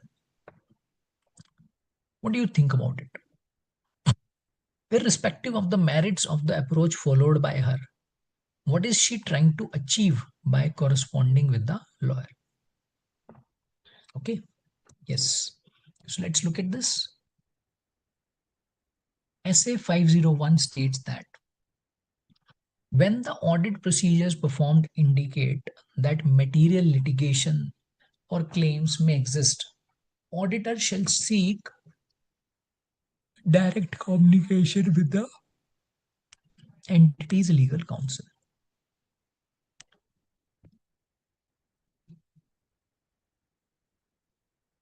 But before the auditor will do this, as we discussed, what should the auditor do? Reach out to the management. The auditor shall do so through a letter of inquiry prepared by the management and sent by the auditor. Okay. Requesting the entity's external legal counsel to directly deal with the auditor. So the management in a way will request the counsel what? That please respond to the auditor. Now management is, so if you look at that letter is given on the letterhead of the company. It's not something you will find on the letterhead of the auditor. No. Because that's how the management gets involved and they authorize auditor to send the letters to the other party, which is the legal counsel in this case. Okay. Now, her approach in communicating with an external lawyer is not correct. Why? She needs to make the management aware of her intention to communicate directly with the lawyer. In fact, this letter has to be prepared by the management and sent by her. Means prepared by anyone, but it should be on the letterhead of the company. Okay.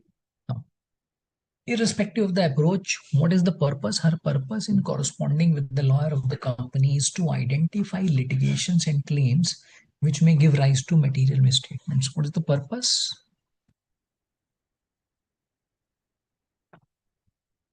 What is the purpose? Completeness.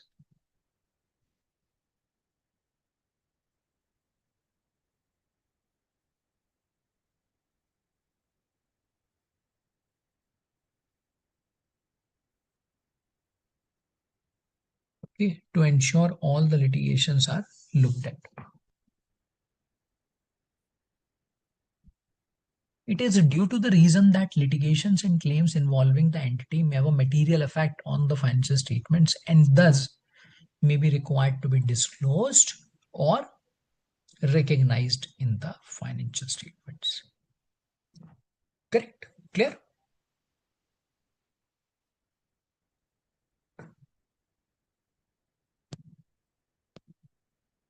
So let's look at this.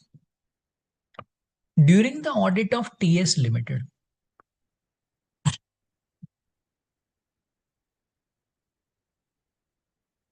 CA Tanmay finds that substantial inventories of the company consisting of best lighting poles remain with Super Industries for certain finishing works.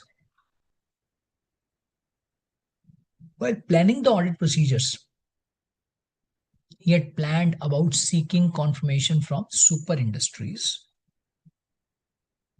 regarding existence and condition of such lighting poles which belong to TS Limited.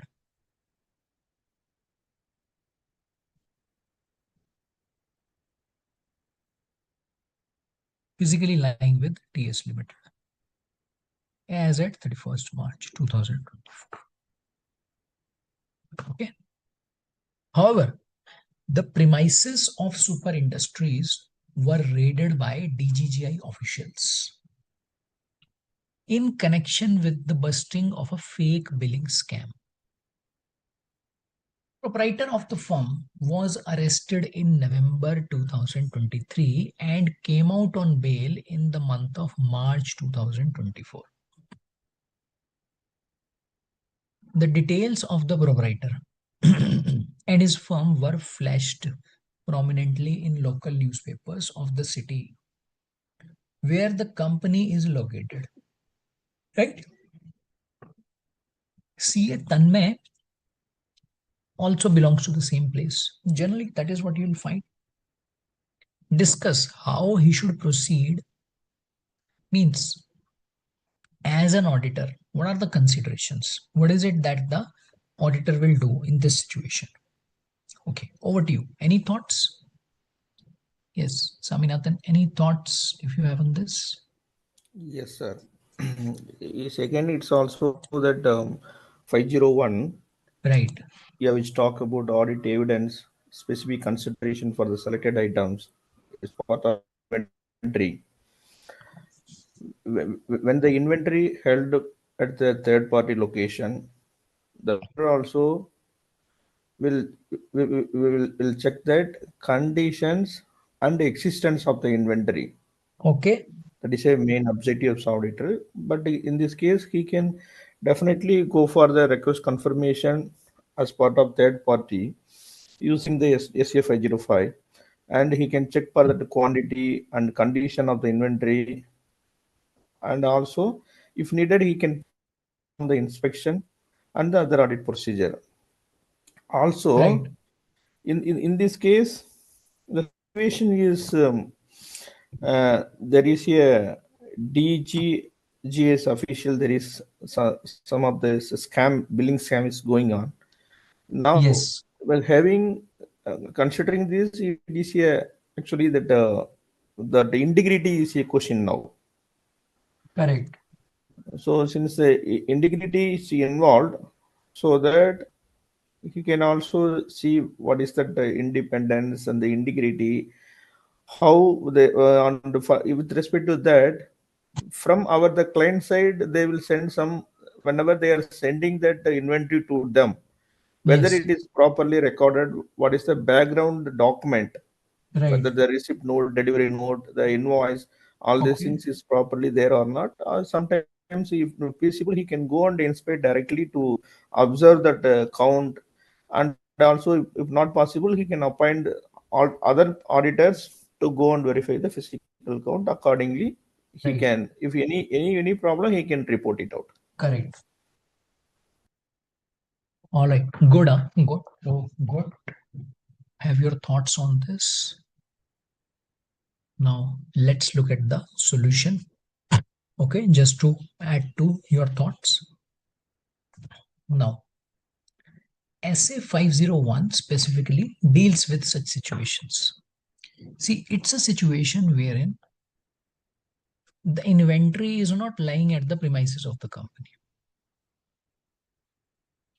It's lying with the third party. Okay. And the inventory which is lying with the third party is quite significant. So it's material to the financial statements. If that is the case, then the standard provides certain procedures. Because here again, what is our objective? To ensure the existence, number one. And if that is found physically there, condition. Because it should happen that it's of no use. The condition is so bad. Okay.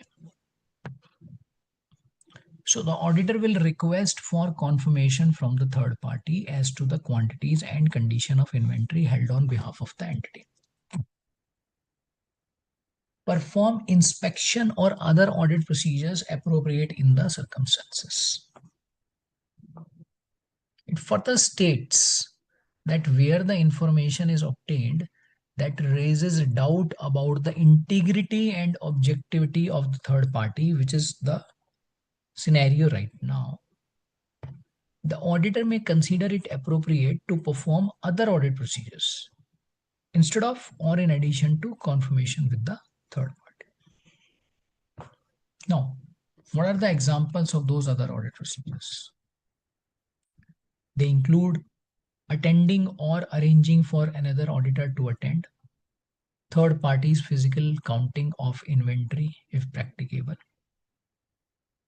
obtaining another auditor's report or a service auditor's report on the adequacy of third parties internal control for ensuring that the inventory is properly counted and adequately safeguarded. Inspecting documentation regarding inventory held by third parties. Okay, so in the given case, integrity of the third party appears to be doubtful. Why? Because of the matter which we can see. Yes or no? Yeah. Keeping in view this matter, besides obtaining confirmation from such party, he may attend a third party's physical counting or ask some other auditor to assist. So you can just say seeking help from a person for performing the physical verification. Again, depending on if there are any practical constraints. He can also inspect the records of goods sent and received back from such party by tracing it to challans, EV bills, correlate the above information. Okay.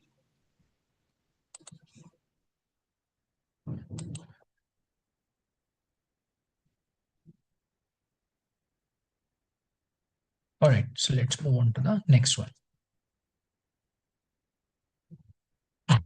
As auditor of Groom Limited, so it's a company, you have sent positive confirmation requests to 30 creditors of the company in March 24.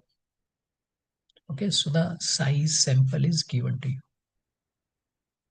All the creditors in the informal sector are small concerns. You selected to send positive confirmation requests to all the above parties at their business addresses stated on the respective invoices after discussing the matter with the CFO of the company. CFO is cooperative and does not raise any hassles in relation to such matters. Responses to confirmation requests are received within a week's time.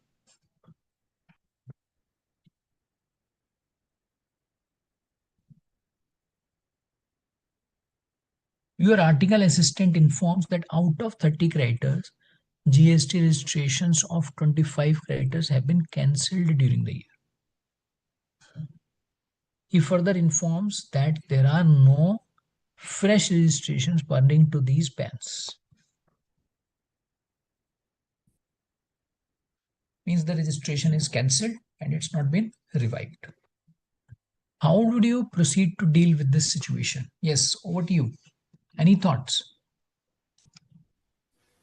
Yes, sir. The auditor, as part of SCA 505, Yes. auditor to get the confirmation request from the third party to confirm the completeness of that transactions. Okay. And in this case, they send that selected 30 creditors, and out of which 25, see, all of them, they immediately responded within a Right. week times. Okay. But the article, the article person, assistant is identified, 25 creditors, the registration is cancelled, Right. which means this is a indicator of the fraud risk. How come once that the registration itself is not there, then Right. how the question of the business existence? Okay. So that they have to, which means that unreliabilities are there, that it cannot be reliable, unreliable Yes. responses, which means Correct. that we do not know whether the management is still itself overriding the controls or how it is happened. It's need definitely the further analysis with respective fraud Right. risk factor, as that SA 240 will involve the responsibilities of auditor in terms of the frauds with respect to Right. financial statement. That has to be done and analyzed appropriately, sir. Okay. So you mean to say that somewhere there could be an element of fraud as well. Yes, sir. Yes, sir. Okay, which is again a very important consideration, and that is where this risk assessment, or you can say the planning exercise, Yes, sir. may sort of require a revisit, isn't it? Yes, sir. Yeah. All right. So let's look at some of the things we need to consider. Sir, one more Yes. thing. Yeah, yeah, sure. One of our faculty Hmm. advised us, whenever you are reading any questions, you Hmm. think that your client problem, then accordingly, if you think, you can get the answer for that. Of course.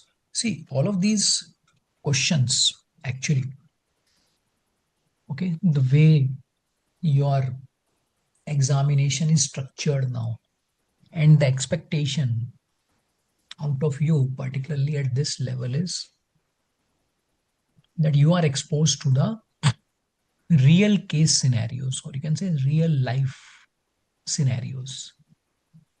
Okay. So idea is not that you only understand the concept or you read the theory. Idea is also that how are you able to apply that knowledge in relation to a particular case scenario, which is based on real life scenarios. So every time you come across any scenario, until unless you put yourself in the shoes of an auditor, okay, so you should be thinking as if you are the auditor. And so here again, whenever you'll have a case scenario, there will generally be two parties. One is the management and second is the auditor. Now, if let's suppose we are talking about any case scenario, so what is the expectation out of you? That you are the auditor. Now, how would you be dealing with that? Okay, so obviously, if you are the auditor, the other parties are the ones with which you are dealing with. So that's how you are required to evaluate this. And that's what you actually do. So when you go and audit, what do? You face all of these things. You perform the procedures in respect to various clients that you have. Okay. So you rightly mentioned that till the time you don't put yourself in those shoes, think about it from that perspective, you may not be able to get on to the complete clarity in terms of what is required to be done. So definitely you may mug up a lot of points, a lot of procedures, which you can just put across. But while drafting the answer, as I just mentioned, a couple of things are required. One is, of course, your knowledge in terms of the theory. Second is the application part. Now, application part you can do only and only when you are putting yourself into that situation. Otherwise, you will not be able to get onto the application. Yes or no? Yes, sir. Rightly said by you. Thank you so much, sir. Sure. So SA 505 states that if the auditor determines that a response to a confirmation request is not reliable, auditor shall evaluate the implications on the assessment of relevant risk of material misstatement, including risk of fraud, and on the related nature, timing, extent of other audit procedures. In the given case, significant number of vendors have got their GST registrations cancelled. Yeah. So when do you get the GST registration cancelled? When the business is shut. Otherwise, you don't. Otherwise, you will have to continue with that. Okay. And it's also substantiated from the fact that if you go and check their PAN, you do not find any other GST number. So it may have happened that the party has moved to a different location. Okay, so they have applied for a fresh registration. Maybe their legal structure has changed. So that doesn't seem to be happening right now. However, the auditor sent the external confirmations, and surprisingly, responses for majority of them have been received. In fact, it appears all of them have been received. Okay.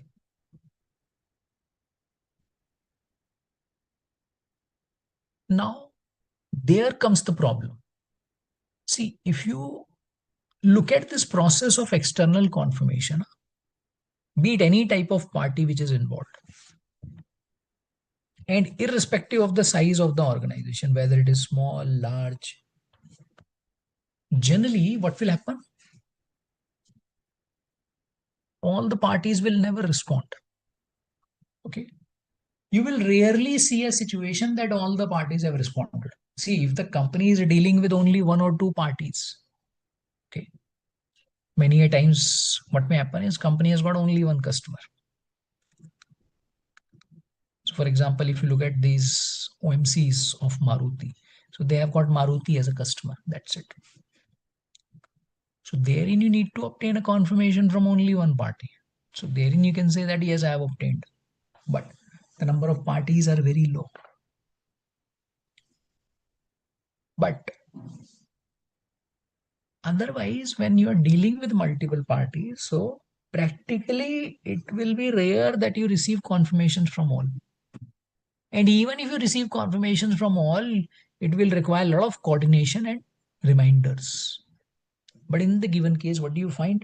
One, everybody has responded. Second, within a week's time.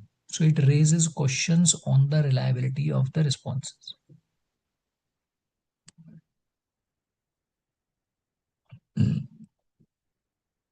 SA 500 indicates that even when the audit evidence is obtained from sources external to the entity, circumstances may exist that affects its reliability. So you should not be thinking that it's an external evidence, so it has to be correct. See, external evidence is more reliable, but you can't say it's sacrosanct. All responses carry some risk of interception, alteration, or fraud. Some risk exists regardless of whether a response is obtained in paper form or by electronic form or other medium.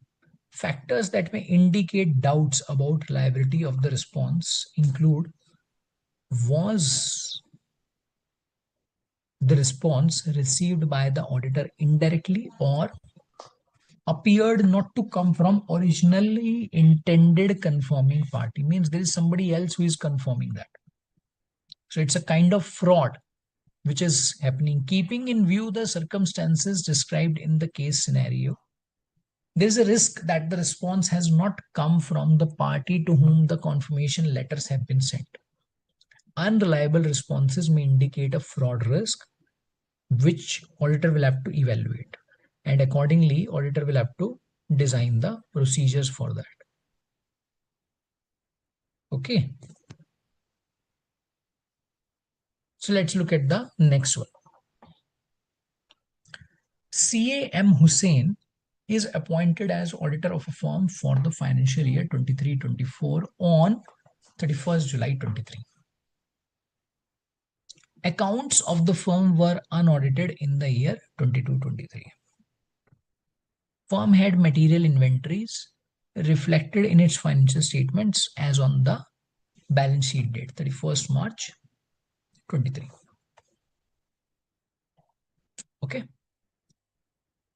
Now auditor is appointed for 23-24.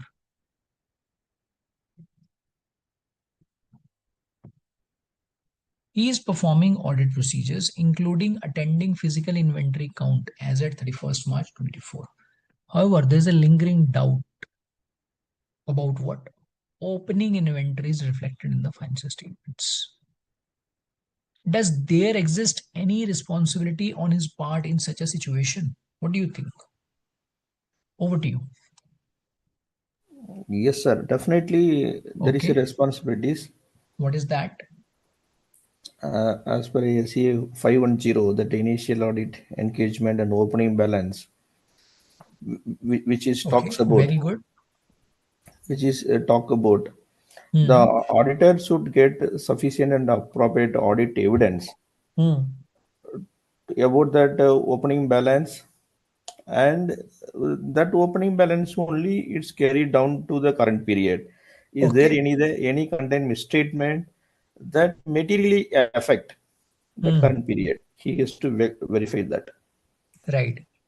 Yeah, in this situation, actually, the current period audit procedure of closing inventory. See, Hmm. we hope to that as part of this process, when there is any lingering doubt in his mind regarding the opening balance reflected in the financial statement, Hmm. definitely he can go and do the current period inventory count Right. and reconciling to open balance inventory quantity as well as the roll backward process. He can do and perform it. And also he can do some procedure for the valuation of the opening inventory, whether it is correct procedure, and that sometimes know that cross profit and cut off periods, whether it is properly maintained or not. By Okay. this way he can ensure himself that all the opening balance are correctly stated in the current period. Right. Good. SA 510 states that in conducting an initial audit engagement, one of the objectives of the auditor will be to ensure that the opening balances are appropriate. Okay. Therefore, the auditor will have to evaluate what? Whether the audit procedures performed in the current period provide evidence relevant to opening balances, or the specific audit procedures are required to be performed to obtain evidence regarding the opening balances. Yeah. In the case of inventories, however, current period's audit procedures on the closing inventory balance provide little audit evidence regarding inventory on hand at the beginning of the period. Therefore, additional audit procedures may be necessary, and one or more of the following may provide sufficient appropriate audit evidence. What is that? Observing a current physical inventory count and reconciling the same to opening inventory. So you can say sort of rollback. Huh? Performing audit procedures on the valuation of opening inventory items. Performing audit procedures on the gross profit. Cut-off procedures. Okay. Now, let's look at the next one.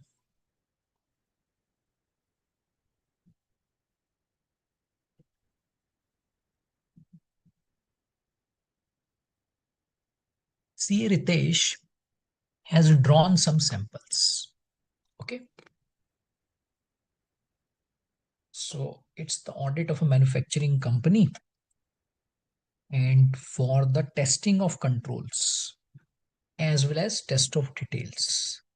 So I think uh, it's about the sampling. Yeah. On the basis of the sample selected, he reaches an erroneous conclusion that the access controls on the applications are less effective. Okay.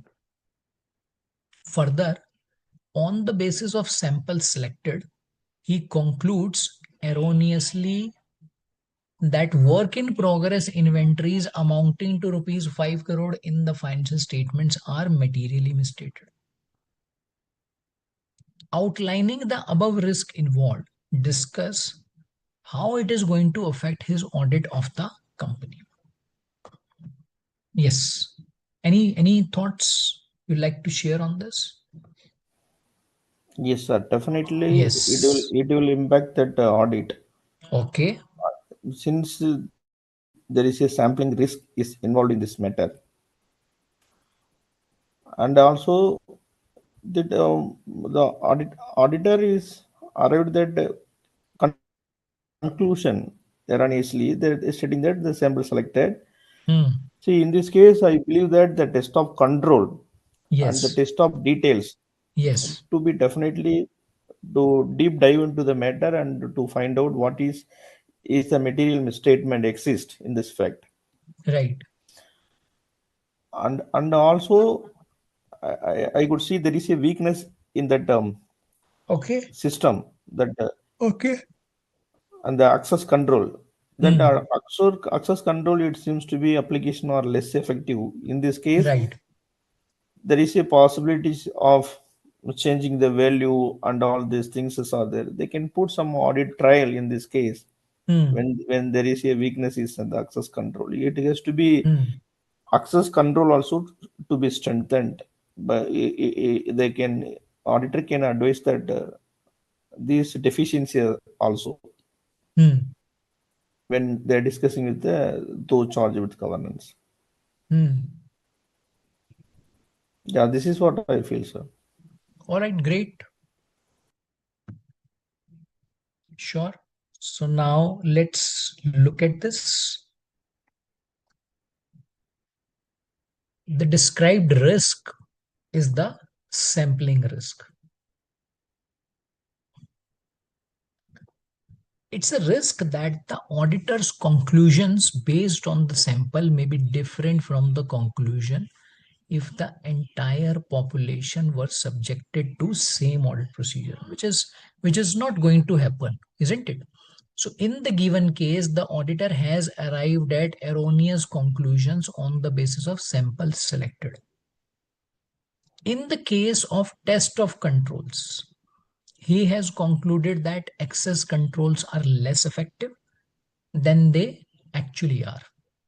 Okay.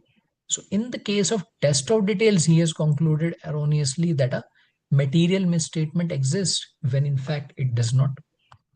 So this type of erroneous conclusion affects the audit efficiency clearly, as it would usually lead to additional work to establish that the initial conclusions were incorrect. Yes or no? So let's look at the next one.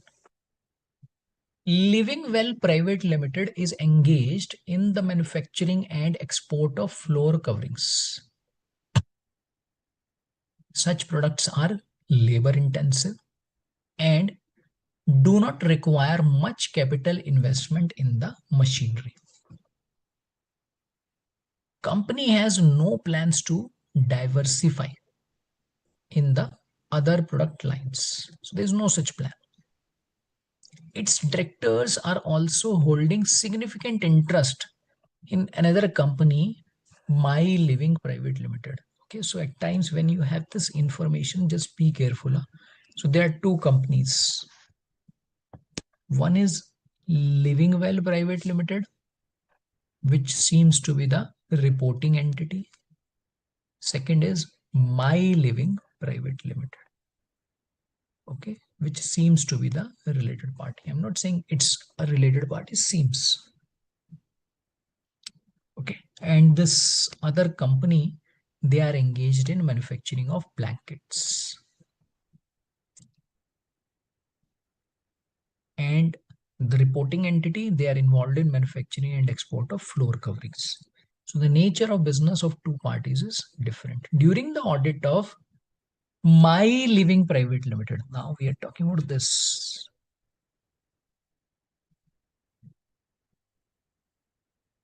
It was noticed that company has sold machinery of rupees 1 crore to Living Well Private Limited.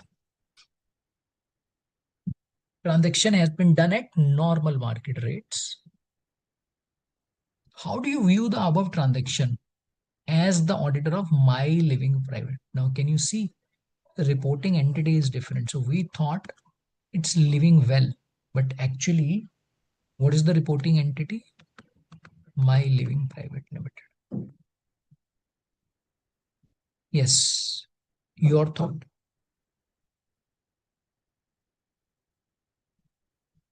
Oh, okay, sir. What is the first company? Okay, Living Well Private Limited. Okay. Yes, Okay. Now the client is My Living Private Limited. correct. But okay. Okay, fine, sir. See, my answer to this particular question is come from the part of SA 550, the related Okay, party. The objectives of the related party standard is talk. The auditor has to identify the related parties and related party transaction, and he has to check whether it is appropriately presented and disclosed. right, It's part of the disclosures right. and presentation, whether as per the financial reporting framework, Hmm. related party. Right, In it's very clearly stated that Living Well Private Limited is engaged only this service transaction, not they are not right. involved in the process of the manufacturing activity. But Yes. here, the My Living Private Limited, the whose client, they are involved in the manufacturing activity.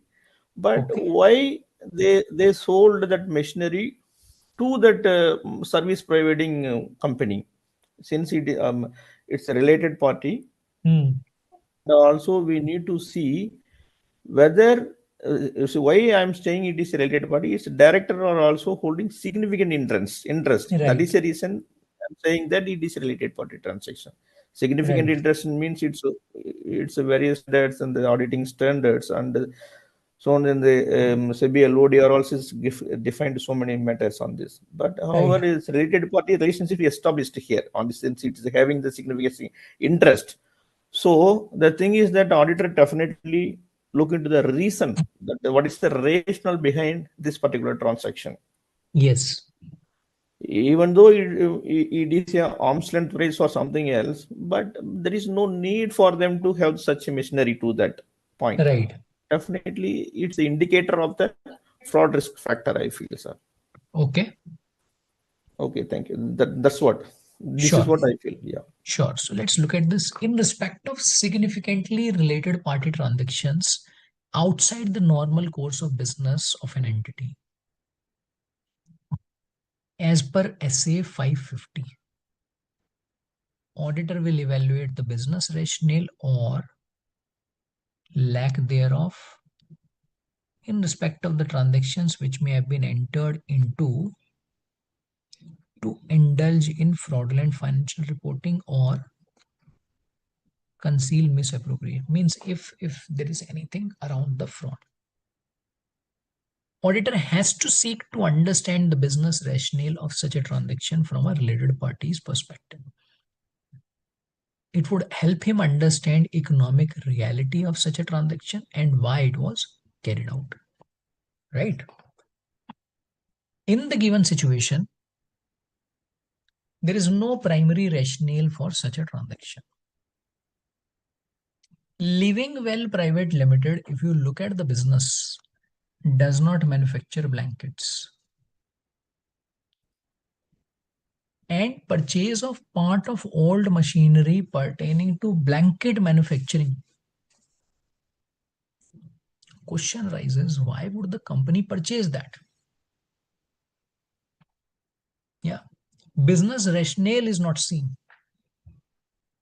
Business rationale from the related party's perspective that appears inconsistent with the nature of its business may represent a fraud risk factor. Okay, which may be there. Okay, so in the given situation, it may be there. Next, Cox Limited supplies Navy uniforms across the country. It has got 3 warehouses at different locations throughout the India and 5 warehouses at the borders. All in all, there are 8. Major stocks are generally supplied from the borders. Cox Limited appointed Opaque and Company to conduct its audit for the financial year 23-24. Mr. P, which is the partner of Opaque and Company, attended all the physical inventory counting conducted throughout the India, but could not attend the same at the borders due to some unavoidable reason. You are required to advise the auditor how the sufficient appropriate audit evidence regarding the existence and condition of inventory may be obtained. Number 2, how is an auditor supposed to deal when the attendance at physical inventory counting is impracticable? Okay, so let's look at this. As regards inventory, there's a very specific, very important procedure in relation to existence. What is that? Physical verification. Okay, which an auditor is required to do. Unless impracticable, in which case auditor will evaluate management's instructions, procedures for recording, controlling the results of entities, physical inventory counting. Observe the performance of management's count procedures. Inspect the inventory, perform test counts, performing audit procedures over entities' final inventory records to determine whether they accurately reflect actual inventory count results. In case this physical verification count is not practicable, so what do? In some cases, this is impracticable due to the factors wherein the inventory is held in a location that may pose threats to the safety of the auditor. Matter of in general convenience to the auditor. however, is not sufficient to support a decision by the auditor that the attendance is impracticable. Further, if you look at the overall objectives, matter of difficulty, time, cost involved is not in itself a valid basis for the auditor to omit a procedure. Wherever attendance is impracticable, alternate audit procedure, for example, inspection of the documentation of subsequent sale of specific inventory items acquired or purchased prior to physical inventory count, may provide sufficient appropriate audit evidence. Okay. In some cases, though, it may not be possible to obtain sufficient appropriate audit evidence. In such a case, auditor will have to look at the reporting implications. Because if the audit evidence is not obtained, so what do? You'll have to report. Yeah, depending on again the significance of the matter, the materiality which is involved. Correct. Next, Chintamani Limited appoints Chintan and Money as statutory auditors for the financial year 23-24. Chintan and Money seem to have different opinions on the audit approach to be adopted for audit of company.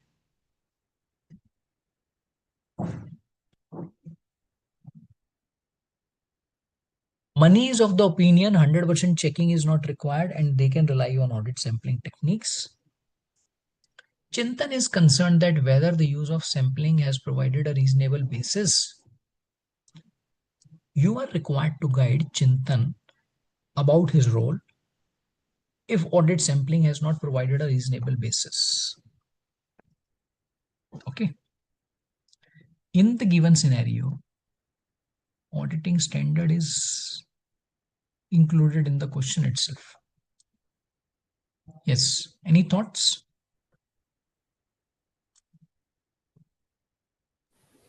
Any thoughts? As per auditing sampling, we are going to evaluate based on the audit evidence we obtained, and we are going to provide that conclusion. Right. Based on that audit evidence is collected.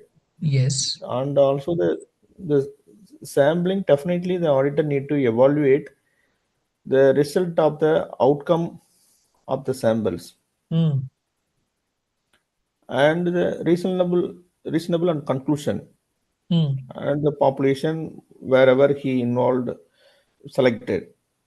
Right. And when there is a sample has not provided the reasonable basis, which means definitely it has to be investigated further to identify any further misstatement are there with respect to the further populations, Right. further sampling units, definitely.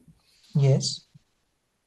Accordingly, definitely they have to see that control procedure and further audit procedure to check, and also try to find out some more samples to check that. Okay. Sure. Yeah. Let's look at this. Yes, sir. So it's about the audit sampling, which is required to be focused upon. So the question require you to do that. Now, as per this essay, what do? You will evaluate results of the sample, whether the use of sampling has provided reasonable basis. Okay. Auditor concludes audit sampling has not provided reasonable basis. So in such a case, what will happen?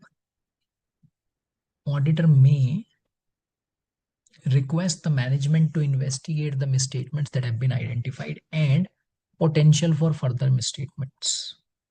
And of course, to make the necessary adjustments or tailor the nature, timing, extent of those further audit procedures to best achieve the required assurance. Yeah, for example, in case of test of controls, auditor might extend the sample size, test an alternative control, modify related substantive procedures. Okay.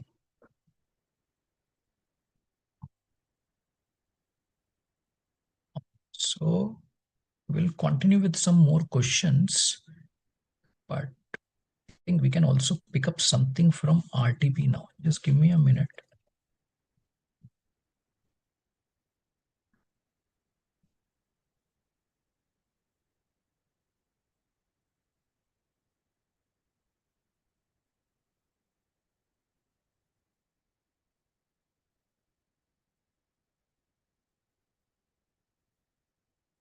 Right, so let's look at this RTP now. So this is for January 26, huh? Okay.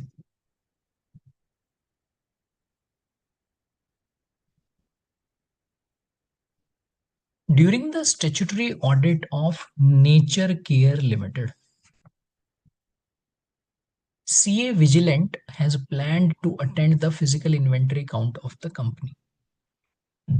So Nature Care Limited is engaged in production of pharma tablets, capsules catering to domestic and export markets, particularly the Middle East.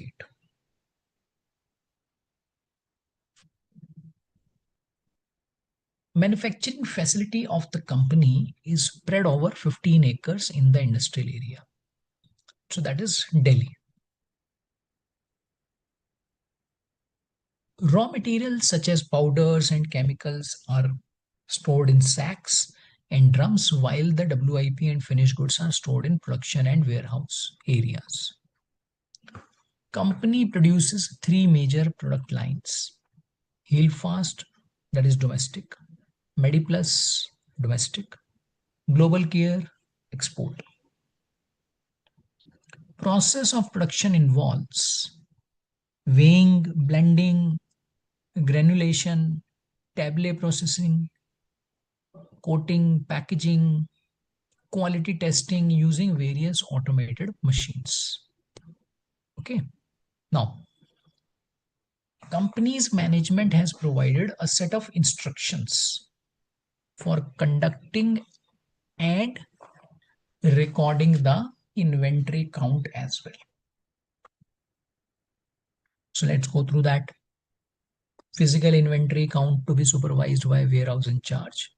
Counting should not disrupt routine process of raw material receipt or product dispatch.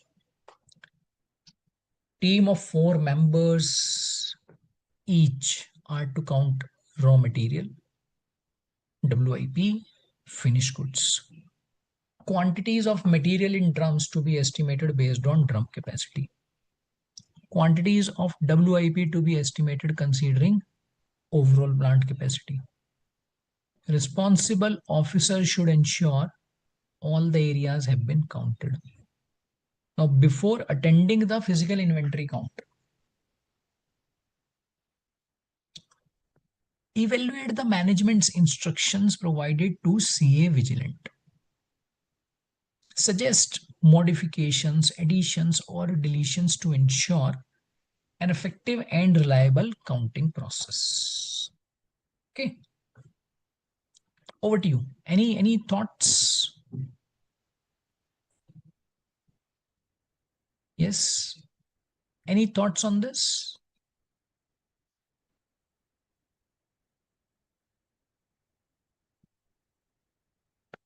So let's look at this, right? Yes, So now, sir. yeah, sure. You want to discuss something?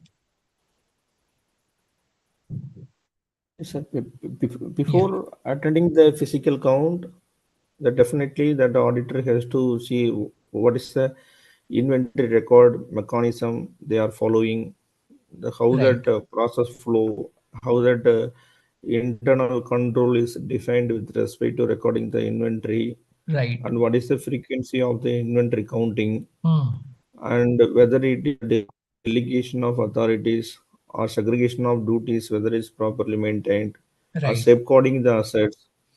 All these things Okay, are the location and sufficient insurance. Like that, definitely they need to consider before going into the uh, what is the nature of stock, okay, and what is the existence and the conditions, the valuation mechanism, how they follow all right. these things. Definitely they have to keep in mind before going to the physical verification. Okay. Yes, sir. Sure. So let's look at this. Set of instructions and the procedures given in the case scenario are incomplete. It appears they are not properly followed. So what is missing? Let's understand that. Physical inventory count process should be supervised by responsible officer of the company, preferably from finance department. Supervision of the count process should not be done by a person responsible for store function. Why? Because he is the one who is managing this. So how can he also be doing the review? However, warehouse in charge of each area should be present during inventory count process for coordination and facilitation. During this physical verification, inward and outward movement of goods should not be allowed. Otherwise, what will happen? You lose a control. Yes or no? Instruction related to constitution of teams for counting process does not specify that counting shall be undertaken by members drawn from the departments not connected with storage function. For example, these members may be from finance department.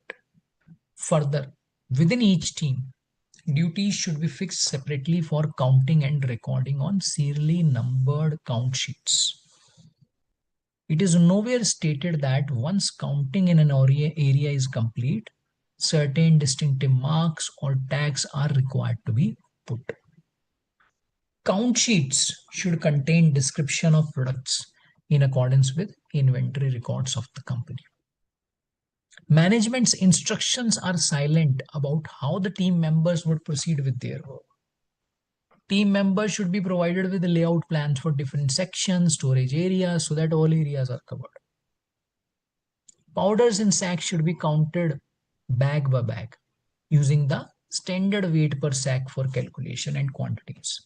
In drums, should be measured using weighing or calibrated measuring devices rather than assuming full drum capacity. WIP should be counted stage-wise at each stage of production rather than estimating for entire plant, as stage-wise computing ensures accurate reporting of partially completed inventory. Finished goods should be counted category-wise. Heal Fast, MediPlus, Global Care, further brand names and batch numbers should be verified to avoid misclassification. There is no instruction regarding damaged or obsolete stock items, particularly in the case of finished goods. Damaged or obsolete inventory should be counted and shifted to a separate area for assessment of their condition and to prevent mix-up with other standard inventories. Count sheets need to be signed by each team member. Further, responsible officer should ensure that the stocks have been counted, verified in all areas, and distinctive marks are put to confirm the completion of counting. Okay, so now in this case, what is the important point? So if we go back to the question, right? So if we go back to the question, so the question requires what? Question requires you to look at the counting process. Okay, and suggest if there is anything in terms of the counting process. So that is what you need to evaluate. Clear on this? So with this, we are through. And any questions, any doubts, if you may have, we can discuss that.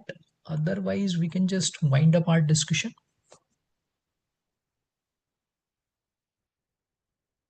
Yeah. Thanks so much. All right. Thanks so much, everyone, for your time today. All right. So Manish, we can just close this discussion now. All right. Thank you, Manish. Thanks, everyone. Yeah.